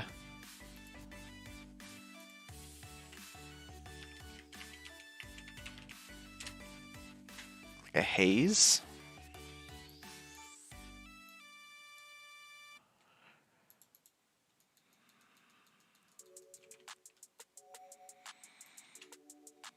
By the time that we get here,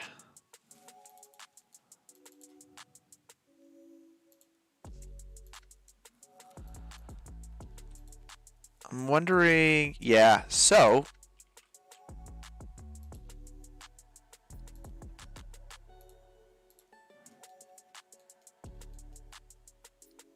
I'll just copy paste this.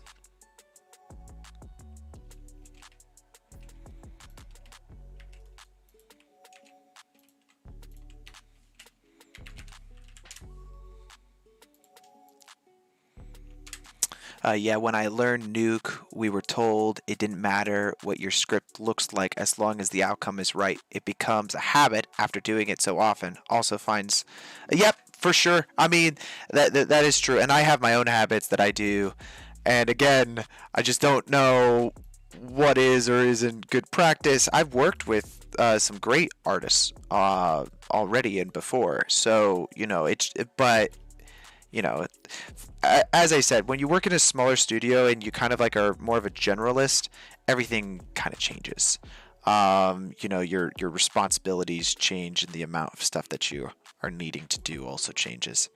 Let's see. Just change that to Haze Alpha.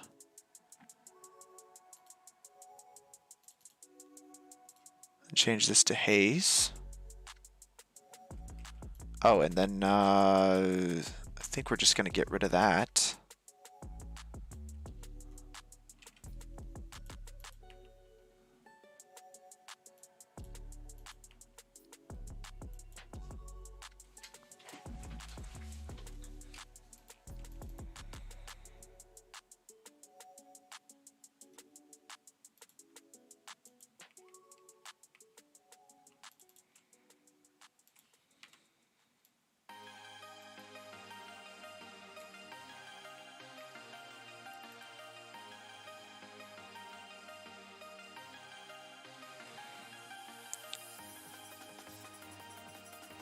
No way you can hide? I'm gonna have to try that out later.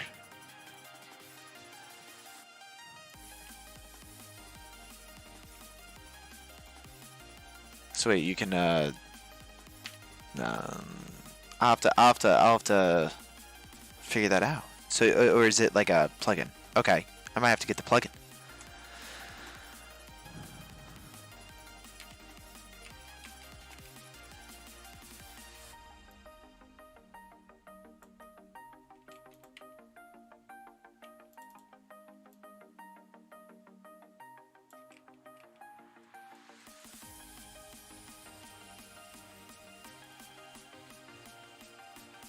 Oh, that's right. Okay.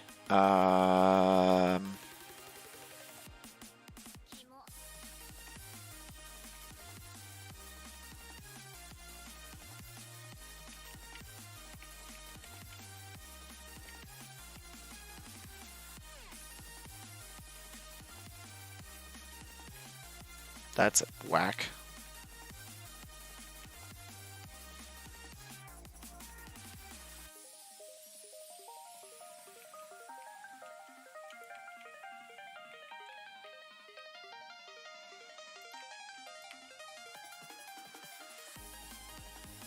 There it is. Don't know why that took me a million years to do. Holy cow.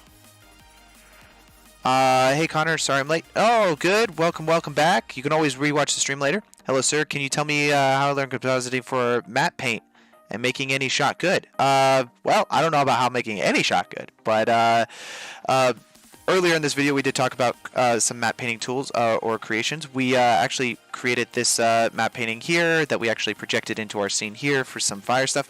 It's not fantastic, but it, is going to help tell the story a little bit better here. So if you want to rewatch the stream earlier, then you'll be able to see some great talks about a lot of that kind of stuff. Right now we're just adding in some atmospherics to our shot. And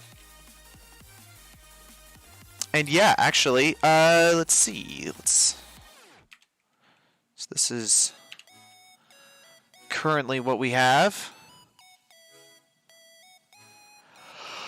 Oh, okay. Hey, by the way, this is probably near the end of the stream for today because I can only do 2 hours on a midweek morning. But we do streams every week on the weekends as well, so don't miss out on those. Those are our Blender streams where we'll create CG shots from scratch. If you have any recommendations of CG shots you'd like to see created, go ahead and join our Discord. Link is in the description below under our Join Our Community tab. And I'll even just show you. if you join on the description of the video here, you can see that the Discord is right here. Go ahead and join that Discord. Love to see your guys' work that you guys create. If you guys have any suggestions like the bee pipeline thing or anything like that, feel free to send it to me on Discord. I'd love to see it, and everyone else would love to see those tips as well. I do post all of my finished visual effects shots, or CG shots at least, on the Discord. So if you want, go ahead and join there, and you can see all the stuff as soon as the stream is over. I try to render things out and post it. The other thing you check out is any of the footage that I'm using in this not tutorial but live stream. You can see right here under the Action VFX link, as well as a lot of the different assets.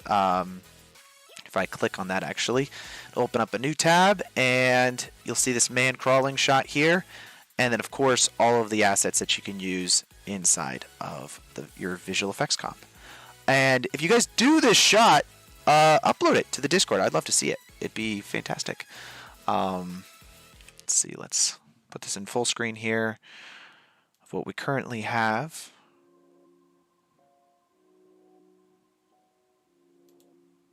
Just playing a little slow. Lots of layers. And then soon, very soon, as soon as we hit 1,000 subscribers, I am releasing a way for people to be able to download the project files that we upload or that we create in these live streams. And so that way, if you guys want to use these project files or these comps, then you guys can. And it's all up for it. What's up for the weekend? An avatar scene? I don't know. That is good question. An avatar scene. Oh, like Avatar Last Airbender? This show's coming out right now on Netflix, isn't it? Like they made a live action for it. I've not seen it yet. Is it any good? Because I know sometimes those shows can be hit or miss. I heard that One Piece was phenomenal, and I've not seen One Piece, but all my friends that have seen the original show and are now watching the TV show, they all told me that it was phenomenal and that I needed to watch it. The problem is I don't watch a lot of television. It's a very big time commitment to start working on a TV series because there's just so many episodes and they're all so good and you just want to watch it. And you just like, I'll stay up all night long watching episodes of stuff. And I pushed off Game of Thrones for years. And then finally I was like, fine, I'll watch it. And then I blasted through it in like a month or 2 months. It was crazy. I just watched everything like all the way through because I don't know, the way I like to watch, I love movies because you can kind of just sit there and get the entire story all in one sitting instead of, you know, having to watch it for years sometimes. Let's just see this a little bit in playback here.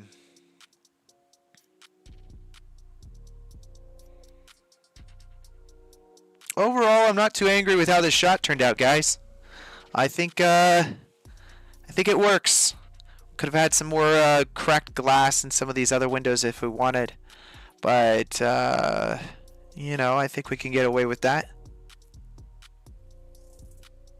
Sorry, it's caching so slow. I mean, it's a little bit of a bummer. Okay, so yes, Airbender, Last Airbender. Okay. Well, hey, if you guys have any recommendations of exactly what you'd like to see, then shoot them over in Discord. If like there's like a photo of like a specific scene or something like that that you'd like to see, go ahead and post that inside the Discord. I'd love to see it. And that way, maybe that is what it is. Because I actually don't have a plan for. I don't have a plan for this weekend. Not yet, but it will be Sunday. I always stream on Sundays at like it's 1 p.m. here, so whatever time frame that is for you guys. It'll be 1 p.m. PST. No need for the plugin to hide lines. Just double click on the end dot and select hide input.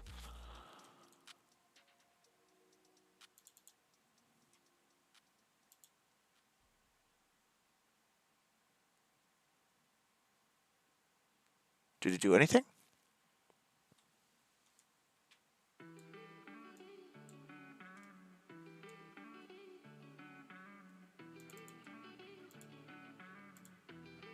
Oh!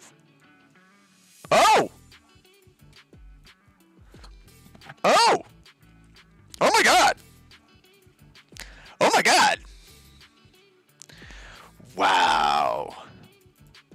Guys, my life is forever changed. Again.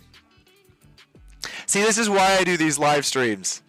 It's so that you guys can tell me the little secrets about these softwares that I use and make my life a million times easier and better. Oh my god, that's awesome. Wow. Wow.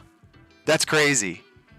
That's actually that is crazy. So you don't need to be fancy with all your end dots. You just need like one before every input, and then if it's like from a completely different part of the comp, let's say like I had these fire things, I could just put them all the way over here, and then the line could just fly all the way over. As long as I just hide the input, you're not going to see the crazy lines going all over your comp. And so then when you do want to see something, you just double click on that specific endpoint and load where it's going. Wow. Oh my gosh. Wow. Well, guys, that has forever changed my my. Wow, I'm going to do that from now on. That is crazy. Cause like I've done this weird thing where like I create like all these like squared bracket moving things nonstop in the entire place. Damn.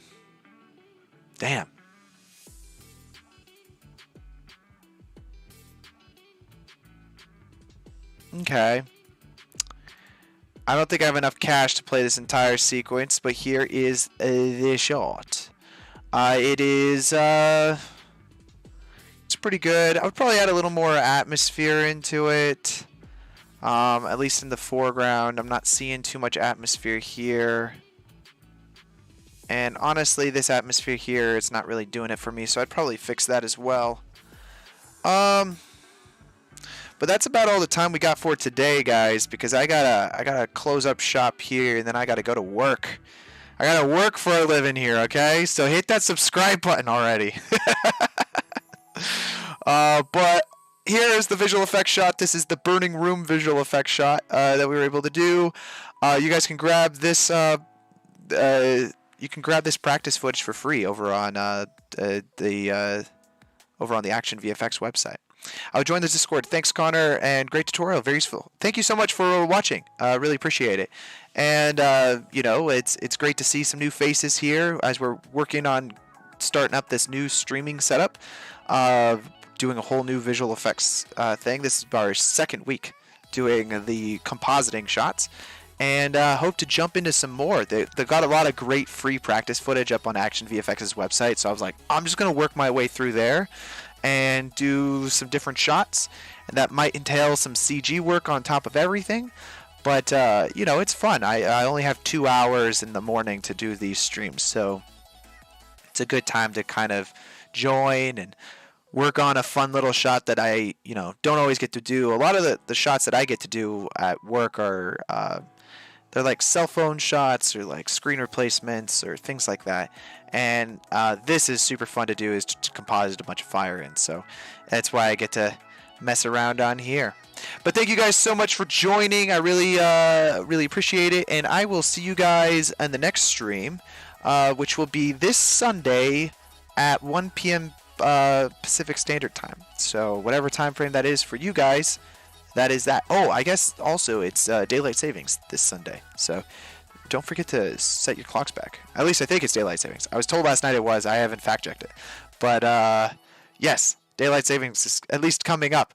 And it's going to throw everybody through a loop again on their life. Why do we have daylight savings in America? I do not understand.